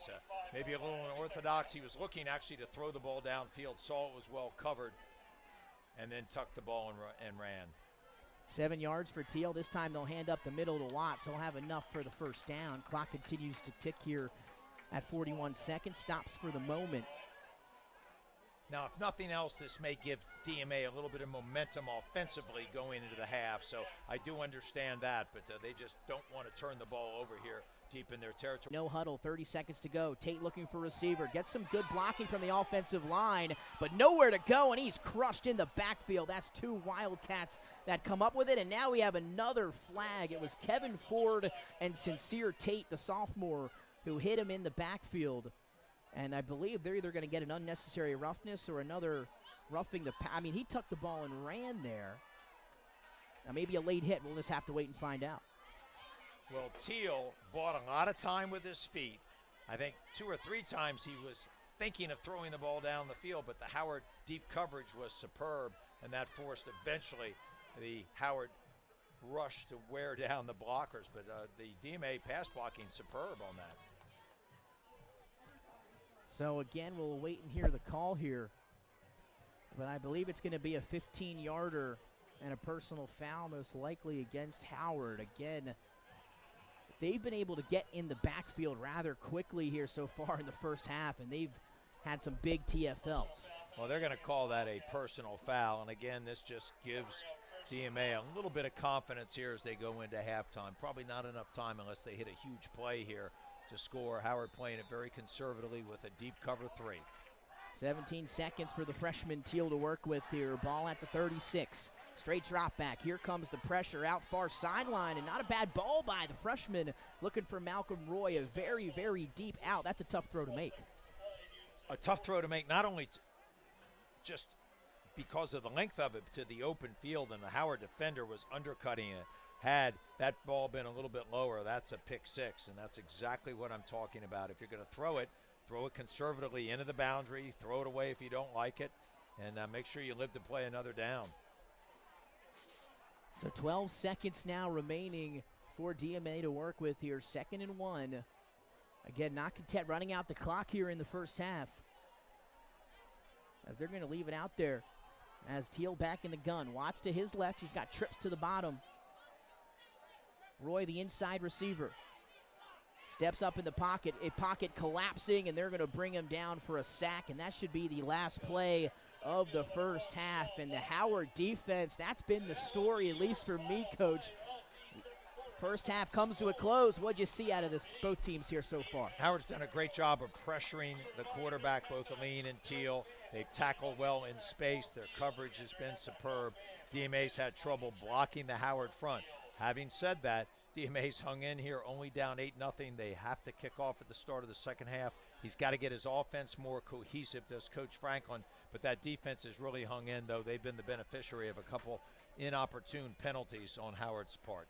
We've got a good one, a defensive battle here in week 0. It's our first game of the season for our North crew, DMA and Howard. Howard leading the Seahawks 8-0 as we head to the break. Coming up at the half, you're going to see a promo for the show this Wednesday, and it's a good one. Make sure you come check out Buffalo Wild Wings every Wednesday, as we're going to have our live shows there with special guests. And this week, we've got a special one for you here from Mike Lang.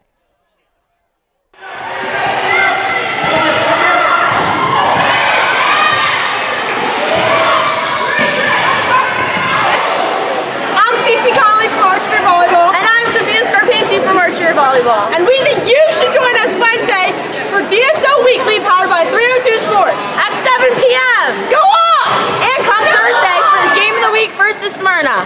Woo! The things that matter most happen right in our own backyard. Our neighbors, our schools, the places we go, and the people we know. And now there's one news outlet where our story is told. Delaware Live. Locally owned, community-based news, free to every reader, because Delaware's future belongs to all of us. Quality journalism we can trust to help us take on the day. Delaware Live. Our state, our news, our home. Get the assurance that your HVAC system is what you need with Ambience. Ambience provides you with over 25 years of experience in the heating, cooling, and plumbing industry. The team at Ambience Heating and Air Conditioning provides high-quality residential HVAC installations, maintenance, and repairs in new and older homes in the Delaware, Maryland, Pennsylvania tri-state area. You may not realize it, but half of your energy costs go to heating and cooling. Make sure your energy dollars count and call us today for a free estimate. 302-239-HVAC. 302-239-4822. Hi, I'm Scott Kammerer from Soto Concepts. Today we're at Fish On in the Villages of 5 Points. Come check us out. Fish On is committed to serving beautiful, simple coastal cuisine in a cool atmosphere with a happening bar, spacious dining room, and outside patio. Popular dishes include the seafood stew and fresh oysters from the raw bar. Fish On's recently renovated event room and is the perfect spot for your next event. Fish On in Lewis in the Villages of 5 Points, open 7 days a week, best happy hour around. See you soon. Melissa Ellis is part of 4 Acre Realty Company. She is licensed in both Delaware and Pennsylvania. Melissa knows that being personable and patient is a key to her success as a realtor. Helping both buyers and sellers understand current market values and conditions puts them in the best position when making an offer or pricing a home for sale. That kind of high-level professional communication and her skill at being a team player put Melissa's clients at ease, knowing she has their best interests at heart. Melissa is also an athlete herself, playing multiple sports so she understands what teamwork means. She is still involved in sports, whether it's sponsoring, coaching, or being team mom for her own 2 daughters' teams. What sets her apart is how grateful Melissa is for the trust of her clients. She never takes that trust for granted. She affords all people respect and honesty and works hard to be the support system clients need and deserve. Melissa Ellis, strong connections, strong service. Hi, I'm Scott Kammerer from Solo Concepts. Today we're at Lupo Italian Kitchen in downtown Rehoboth Beach. Come check us out. Located inside the Hotel Rehoboth, Lupo serves coastal Italian cuisine with fresh pasta made in-house daily. Lupo features plenty of meals and an extensive award-winning all-Italian wine list. Popular dishes include lobster bucatini, veal meatballs, grilled swordfish, and eggplant parmesan. Lupo Italian Kitchen on Rehoboth Avenue, serving happy hour daily and dinner 7 days a week. See you soon.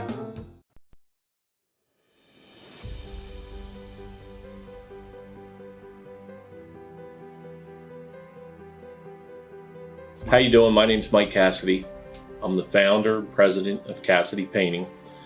I started back in 1984, incorporated in 1986. I never had the word no in my vocabulary.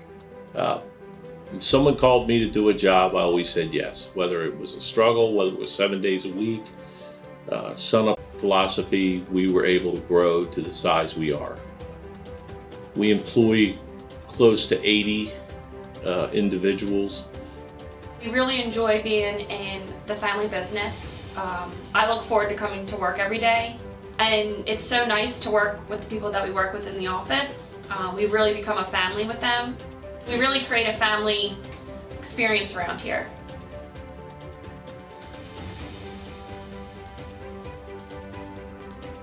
And Cassidy Painting is a very diversified company. We don't say no to anything. We deal with everything from epoxy floors to painting buildings to spray foam insulation, spray fireproofing. If it deals with a coating, we can handle it. So when our customers call and they're under the gun and they know the need to get a job done, they know who to call because we perform. We've always been performed. We've never been replaced out of 37 years of business. For any of your painting needs, we can handle it.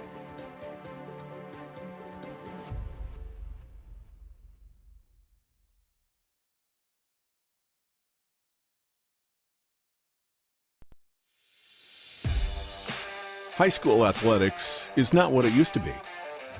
The sporting goods industry has been disrupted, adding to coach and athletic director daily challenges. BSN Sports stands ready to change the fundamentals of our industry, giving our customers the advantages they need right now.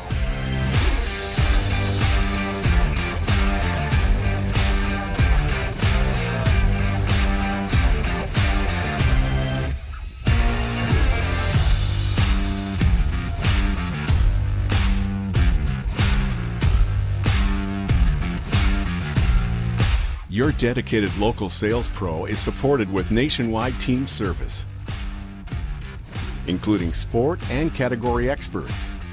Get the look of D1 colleges and pro teams with our program that streamlines ordering your staff apparel, player gear, and fan wear. Stretch your budget with our fundraising solution. Free and ready in minutes. Our campus branding products are perfect for boosting school and team pride. BSN Sports has the advantages you need right now.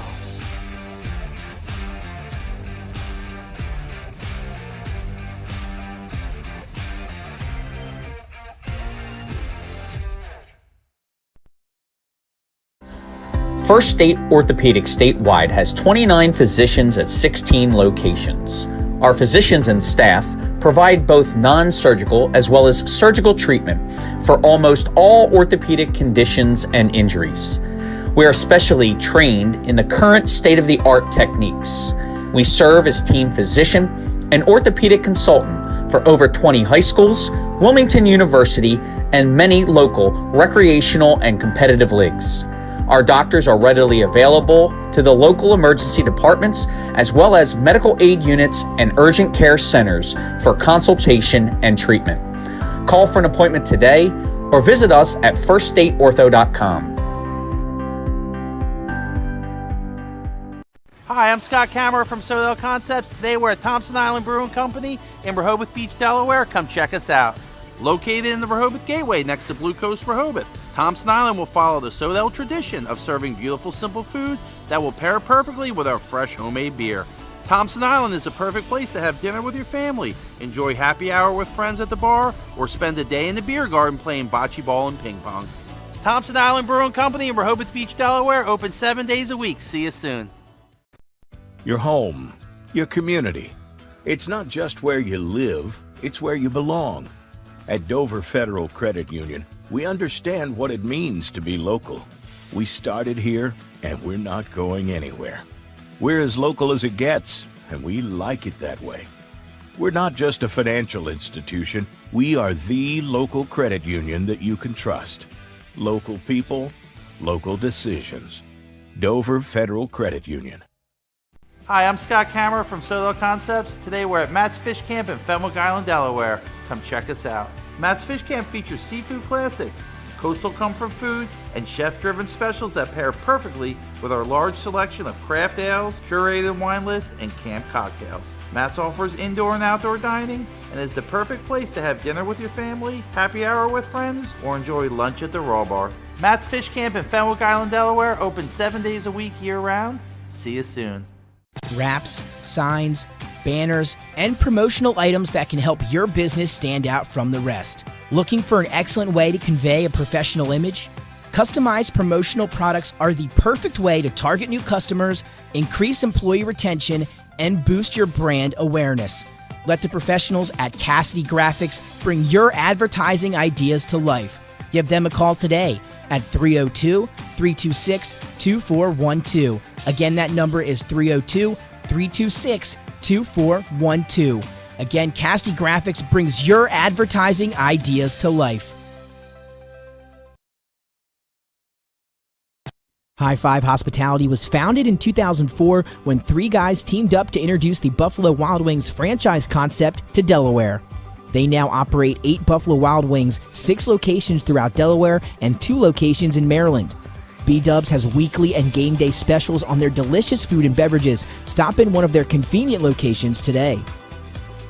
The Stone Balloon Ale House features a unique blend of crafted food and an array of spirits, all flavored with a dash of nostalgia.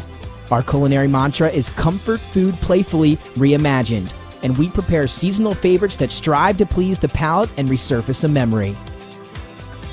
Limestone Barbecue, from our mouth-watering Texas-style brisket, fall-off-the-bone chicken, and St. Louis ribs. Southern-style sides, mac and cheese, baked beans, cornbread, sweet tea, and our homemade pickles. Be prepared as your bread will be your napkin. Yup, we are that kind of barbecue. Expectation. You'll have a tough time choosing between our exclusive dishes to help get you through the day. French toast, French crepes, Belgian waffles, and of course, our famous Eggs Benedict. High Five Hospitality's mission is to operate 5 brands that serve high-quality products with exceptional hospitality.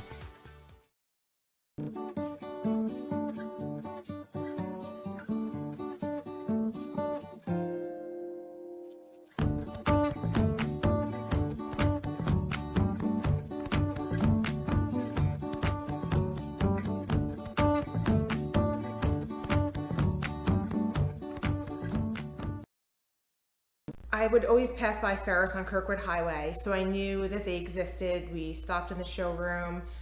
We just clicked, like from day one. They did a total kitchen renovation for us. Ferris was so organized. They were on top of everything from day one. Always here when they said they would be, always on time, kept to the schedule. The level of comfort speaking to everyone that works at Ferris, they were just super friendly. easy to talk to. It was like they were friends, not, you know, people coming to work on our kitchen. The room is totally transformed from what it used to look like. To have all the seating now and the big table, the bench seats, it's great. I love coming home and just walking through the laundry room into the kitchen every day. It was just a great experience. We loved ours. Welcome to Premier Physical Therapy and Sports Performance. We're a locally owned outpatient physical therapy practice with convenient locations in all 3 counties in Delaware. At Premier, we have experienced physical therapists with advanced credentials, but their hospitality, passion, and enthusiasm is what makes the difference for you. Find our convenient locations at premierptsp.com. You may have tried physical therapy, but have you tried Premier?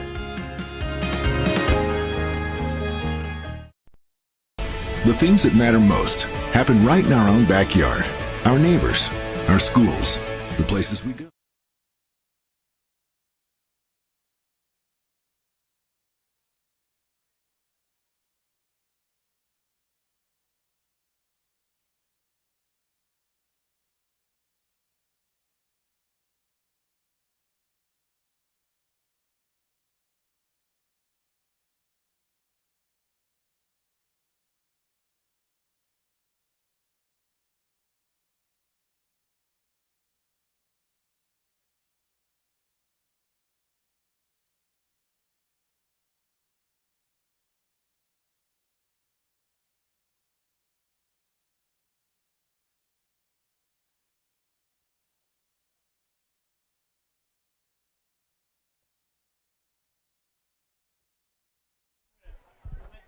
And welcome back inside Delaware Live Sports. Nick Alessandrini alongside the coach Bill Harmon, Jason Winchell, our producer, Mike Lang, and Craig doing a great job with the camera work here today. It's our Week 0 kickoff matchup between number 2 DMA and Class 2A taking on Howard. And Coach, coming in, a lot of new faces on both sides of the ball for both of these teams. DMA, they lose 22 seniors. Howard, they lose a bunch of guys as well. It's been a defensive battle here early. Howard leads 8-0 on the touchdown pass from R.J. Matthews to Kevin Ford. What did you see in half number 1? Well, I was really impressed with the opening drive by Howard. They had scripted that out, the shifting, the confusion with the motions. I think that really set up a couple of those wide receiver screens.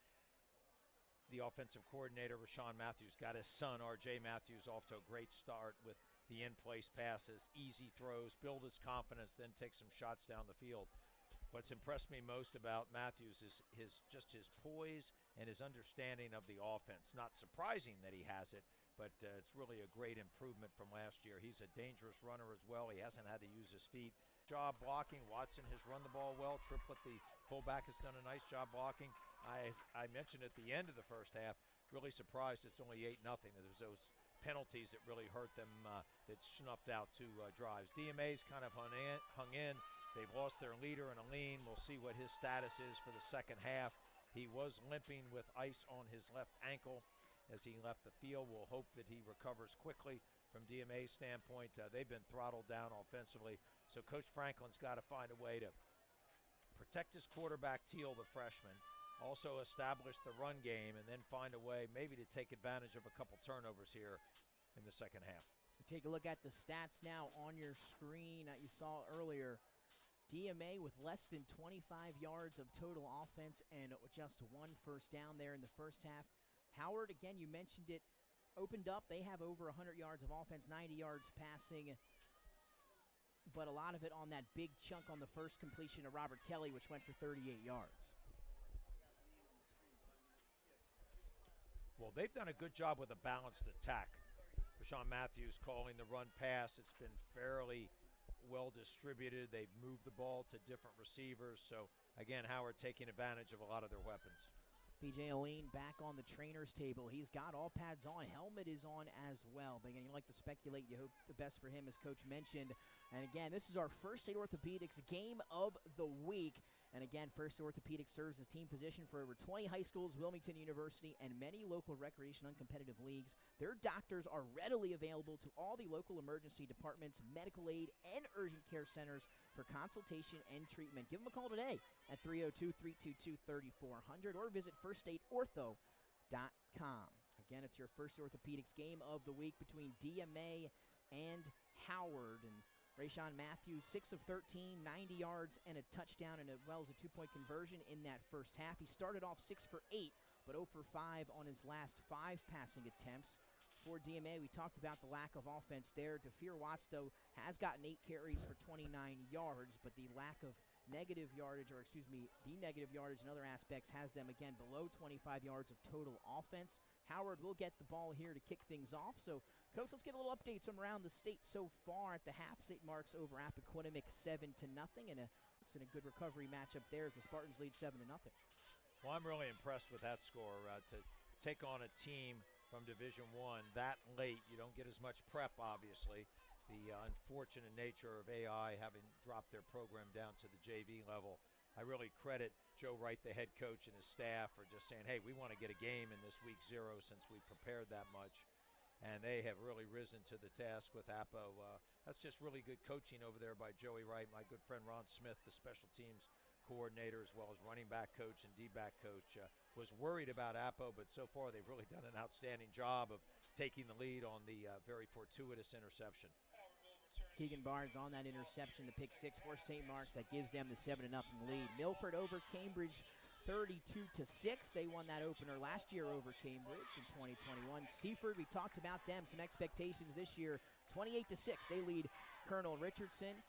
And Dover, you can catch the Dover-Arundel game as well on Delaware Live Sports, as we are now set to begin second half action between Howard and DMA. Howard will receive the kick here to start the second half.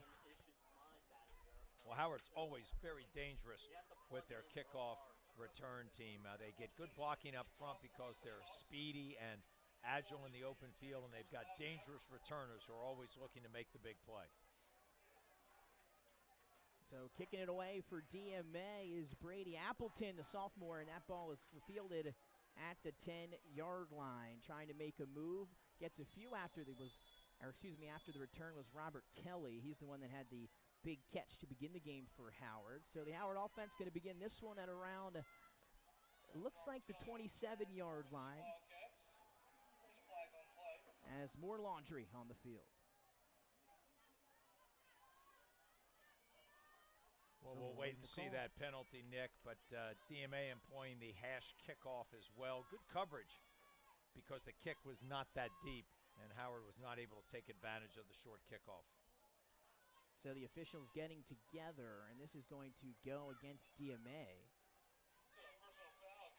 Another personal foul. This time it will go against the Seahawks. As Coach Lincoln, he's looking and he wants an explanation. And those are huge penalties. The 15-yarder in high school, I actually think it's a little bit much. I think they should go to 10 yards. It's just too severe of a penalty either way. So here's R.J. Matthews, 6 of 13, 90 yards, a touchdown, and a 2-point conversion in the first half. He'll start this one in the gun. Again, screen set up to Kevin Ford on the opposite side. Good blocking, and now he's got room to run. Cuts at the 40, and he's brought down at around the 38. Maybe saving a touchdown deep in the secondary that time was number 27, Salem Frank, the freshman. But Kevin Ford, once again, they get the ball in his hands, and he picks up some yards after the catch. That's the same play without all the shifting and motion they ran at the start of the game.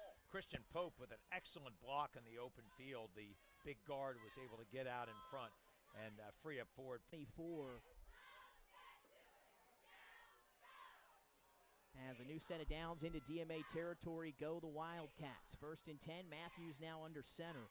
I formation, they'll turn, hand off to Watson, who eludes a few tacklers in the backfield before finally being brought down by number 15, Luca Taterturi. And that time, Coach, looked like a couple Seahawks got through on the defensive line, just Watson able to elude them. Having said that, Nick, if you're going to penetrate that aggressively up the field, you better be balanced enough to make the tackle, and they were not able to. And with a runner like Watson, who runs with that low center of gravity, he was able to break the tackle and get significant gain on first down, even with that penetration.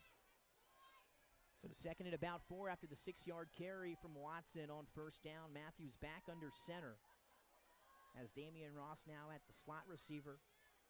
Robert Kelly to the left. They'll turn, put Ross in motion. This time they'll pitch it to him, makes the defensive end miss. But there are the rest of the Seahawks to pick up the leftovers that time, led by number 14, Ethan Brantley.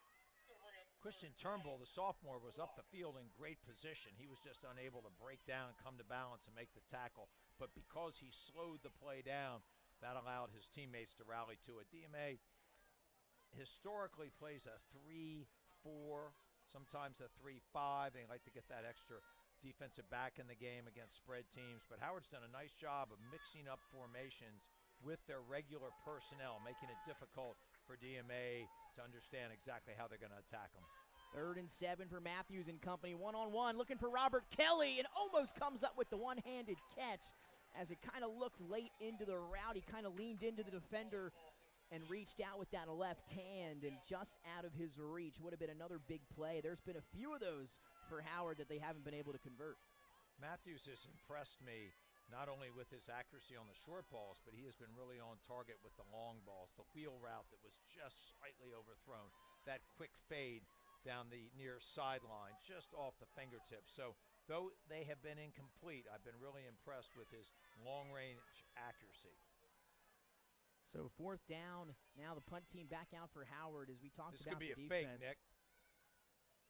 And it is. Matthews is going to tuck it. He's got some room to operate, gets outside. Now he's going to try to get down the sideline, and he's going to have it, I believe, as he's pushed out just outside the marker, and more laundry late on the field here as flags come flying. It looks, though, for the moment as if he did pick up enough for the call by Coach there as he called that one, but we'll see if it's coming back. Well, they've been shifting to a 2-by-2 punt alignment. That time they shifted to trips to field, obviously with the ball at the 34-yard line. That's a fake opportunity. And then Matthews, who can make a lot of plays. He's very dangerous, especially when you get spaced out in a punt return mode. Makes a play, but this may be coming back on a hold. It's taking these officials, though, a long time to adjudicate this. And it will go against Howard regardless, but we will wait to see the call, and you're absolutely right. A hold that is declined, so I guess they did not have enough. He was pushed out of bounds. Matthews looked like he ran out of bounds, just short from my perspective here, but regardless, DMA found a way to hold on there, and Howard again creating some of their mistakes with just untimely penalties. So give Matthews 6 yards on the carry, not enough for the 7 yards they needed for the first down. So DMA will take over after they decline the penalty. So still 8-0, 9:39 to go here in quarter number 3. And now we'll get our first look at the DMA offense here in half number 2. Noah Lean, it's going to be the freshman Odell Teal back in the gun. A lot of pressure on this freshman who's playing both ways. He did show me some maturity in the pocket earlier at the end of the first half.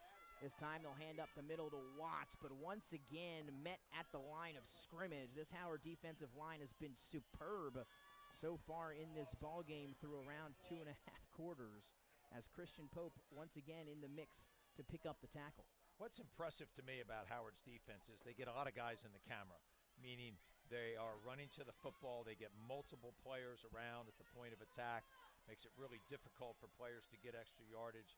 They've diagnosed plays, they've gotten off blocks, and they've tackled with a cumulative effort. A really outstanding job by Howard's defense. 2nd and 8 after the gain of, 2nd and 9 after the 1-yard gain from Watts. This time they'll go 3 receivers, Teal in the shotgun. 2 of them to the bottom of your screen. It's Mason Harding as the was Jamal Johnson. Johnson did a great job there of basically just shadowing the receiver deep down the field. The ball was thrown away. Now, whether Teal intentionally threw it away or not, a good decision because Johnson was in superb position. So that time they wanted the senior Mason Harding. We talked about the receiving core, who was going to step up for DMA in that aspect after losing 2 big seniors who had a lot to do with the passing game last year. So not only do you have to have new receivers, you don't have B.J. Alina quarterback either. So you've got a freshman quarterback, a new group of receivers. Rhythm, 3rd and long. Teal will hand off to Watts, and he's hammered in the backfield. Met on impact there by number 3, the sophomore Sincere Tate, and that pretty much sums up how the Howard defense has had its way here so far in this one. They show that tight bunch to the field. They try to run the ball towards the bunch, and the number 3 receiver, the man closest to the formation, is trying to crack block on Tate. Tate just too quick got up the field, became unblockable, and then made the play for a TFL in the backfield. So an outstanding job by Howard adjusting to the different formations of DMA here. And let's watch Ford. He is a really dangerous returner. The DMA punt team has done a pretty good job of keeping the ball away from him. And a new punter in the back is Aline. So they'll snap it to him. He dropped it, able to pick it back up. He will get it away. Not a bad one. It's going to go right into the hands, though, of Howard. More flags fly. And I believe catching that one was the dangerous Kevin Ford. And now we have more laundry here, Coach. And it's going to be a block in the back. It's pretty obvious right out in front. You tell your special teams return units, let the returner make the play. If you can't block them initially, don't try to make a block down the field when the man's ahead of you. You've got to block the front of the pads, above the waist, and don't throw in any unnecessary blocks. And again, Howard's going to hurt themselves. Had decent field position, going to be marked back. Nice job by Aline with the low snap, recovering it and getting the punt off. Not enough pressure from Howard there after they had brought good pressure on in the first half when they had partially blocked one of DMA's punts. So 7:33 remaining here in quarter number 3. The penalty again going to move this one back. So Howard going to start this one inside their own 40. We'll say the 37 here. As Matthews and company, they're lined up ready to run a play as soon as the whistle blows. This is a 4-4 being employed by DMA. They're going to play a little bit of man, sometimes some zone in the back end. There's still some questioning here. I don't know if they're taking a timeout. And DMA is bringing their defense back to the sideline. I don't know what is going on here. The officiating crew needs to I think get there's this something game going on in the stands across this, Coach. There is a. Yes, there is, Nick. What is going on here?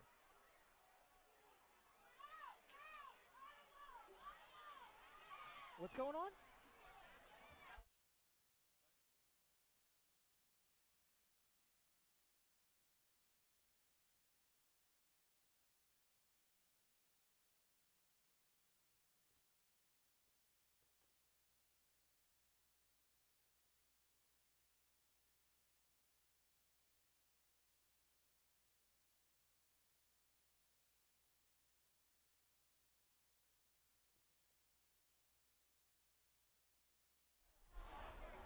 Again, we are unaware of what is going on here at Abessinio Stadium. Something happening in the stands. People are evacuating the field.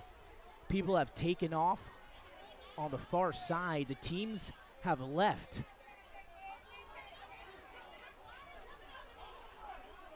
Again, we don't know what is happening. We are going to take a break here live. And when we find something out, we will let everyone know. We'll be back here on Delaware Live Sports.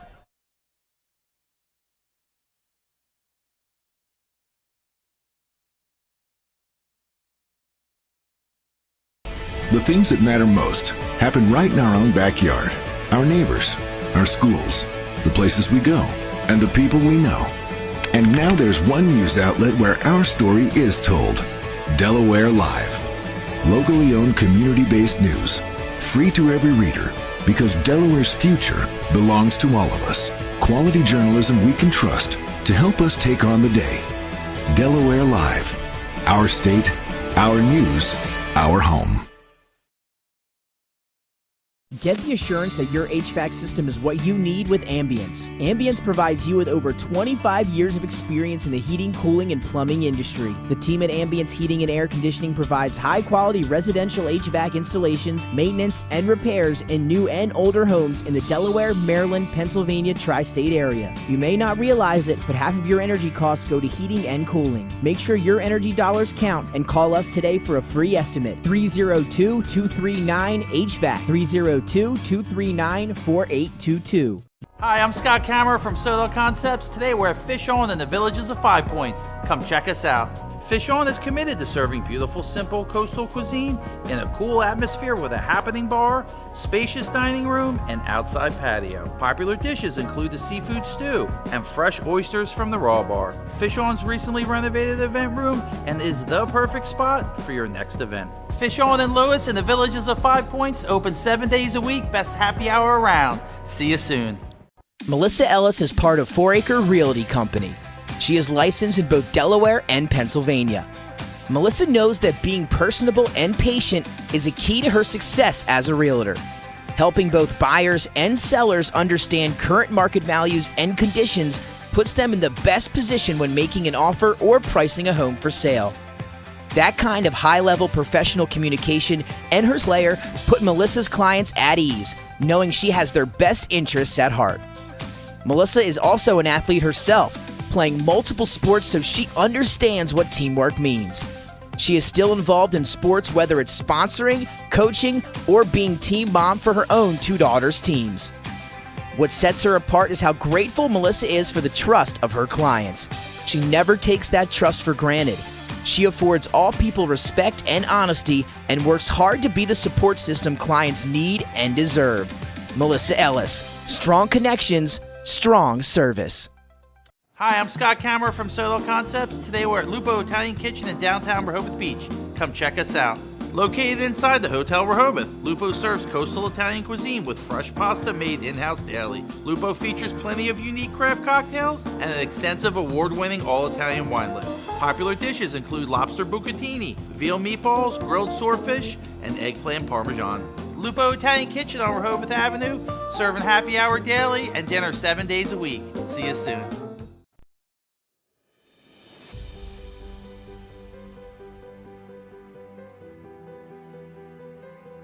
My name's Mike Cassidy. I'm the founder and president of Cassidy Painting. I started back in 1984, incorporated in 1986. I never had the word no in my vocabulary. When someone called me to do a job, I always said yes. Whether it was a struggle, whether it was 7 days a week, sun up to sundown, it didn't matter. And with that philosophy, we were able to grow to the size we are. We employ close to 80 individuals.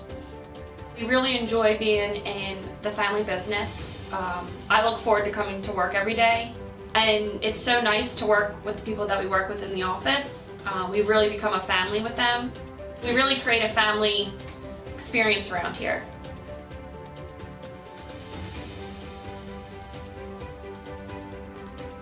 And Cassidy Painting is a very diversified company.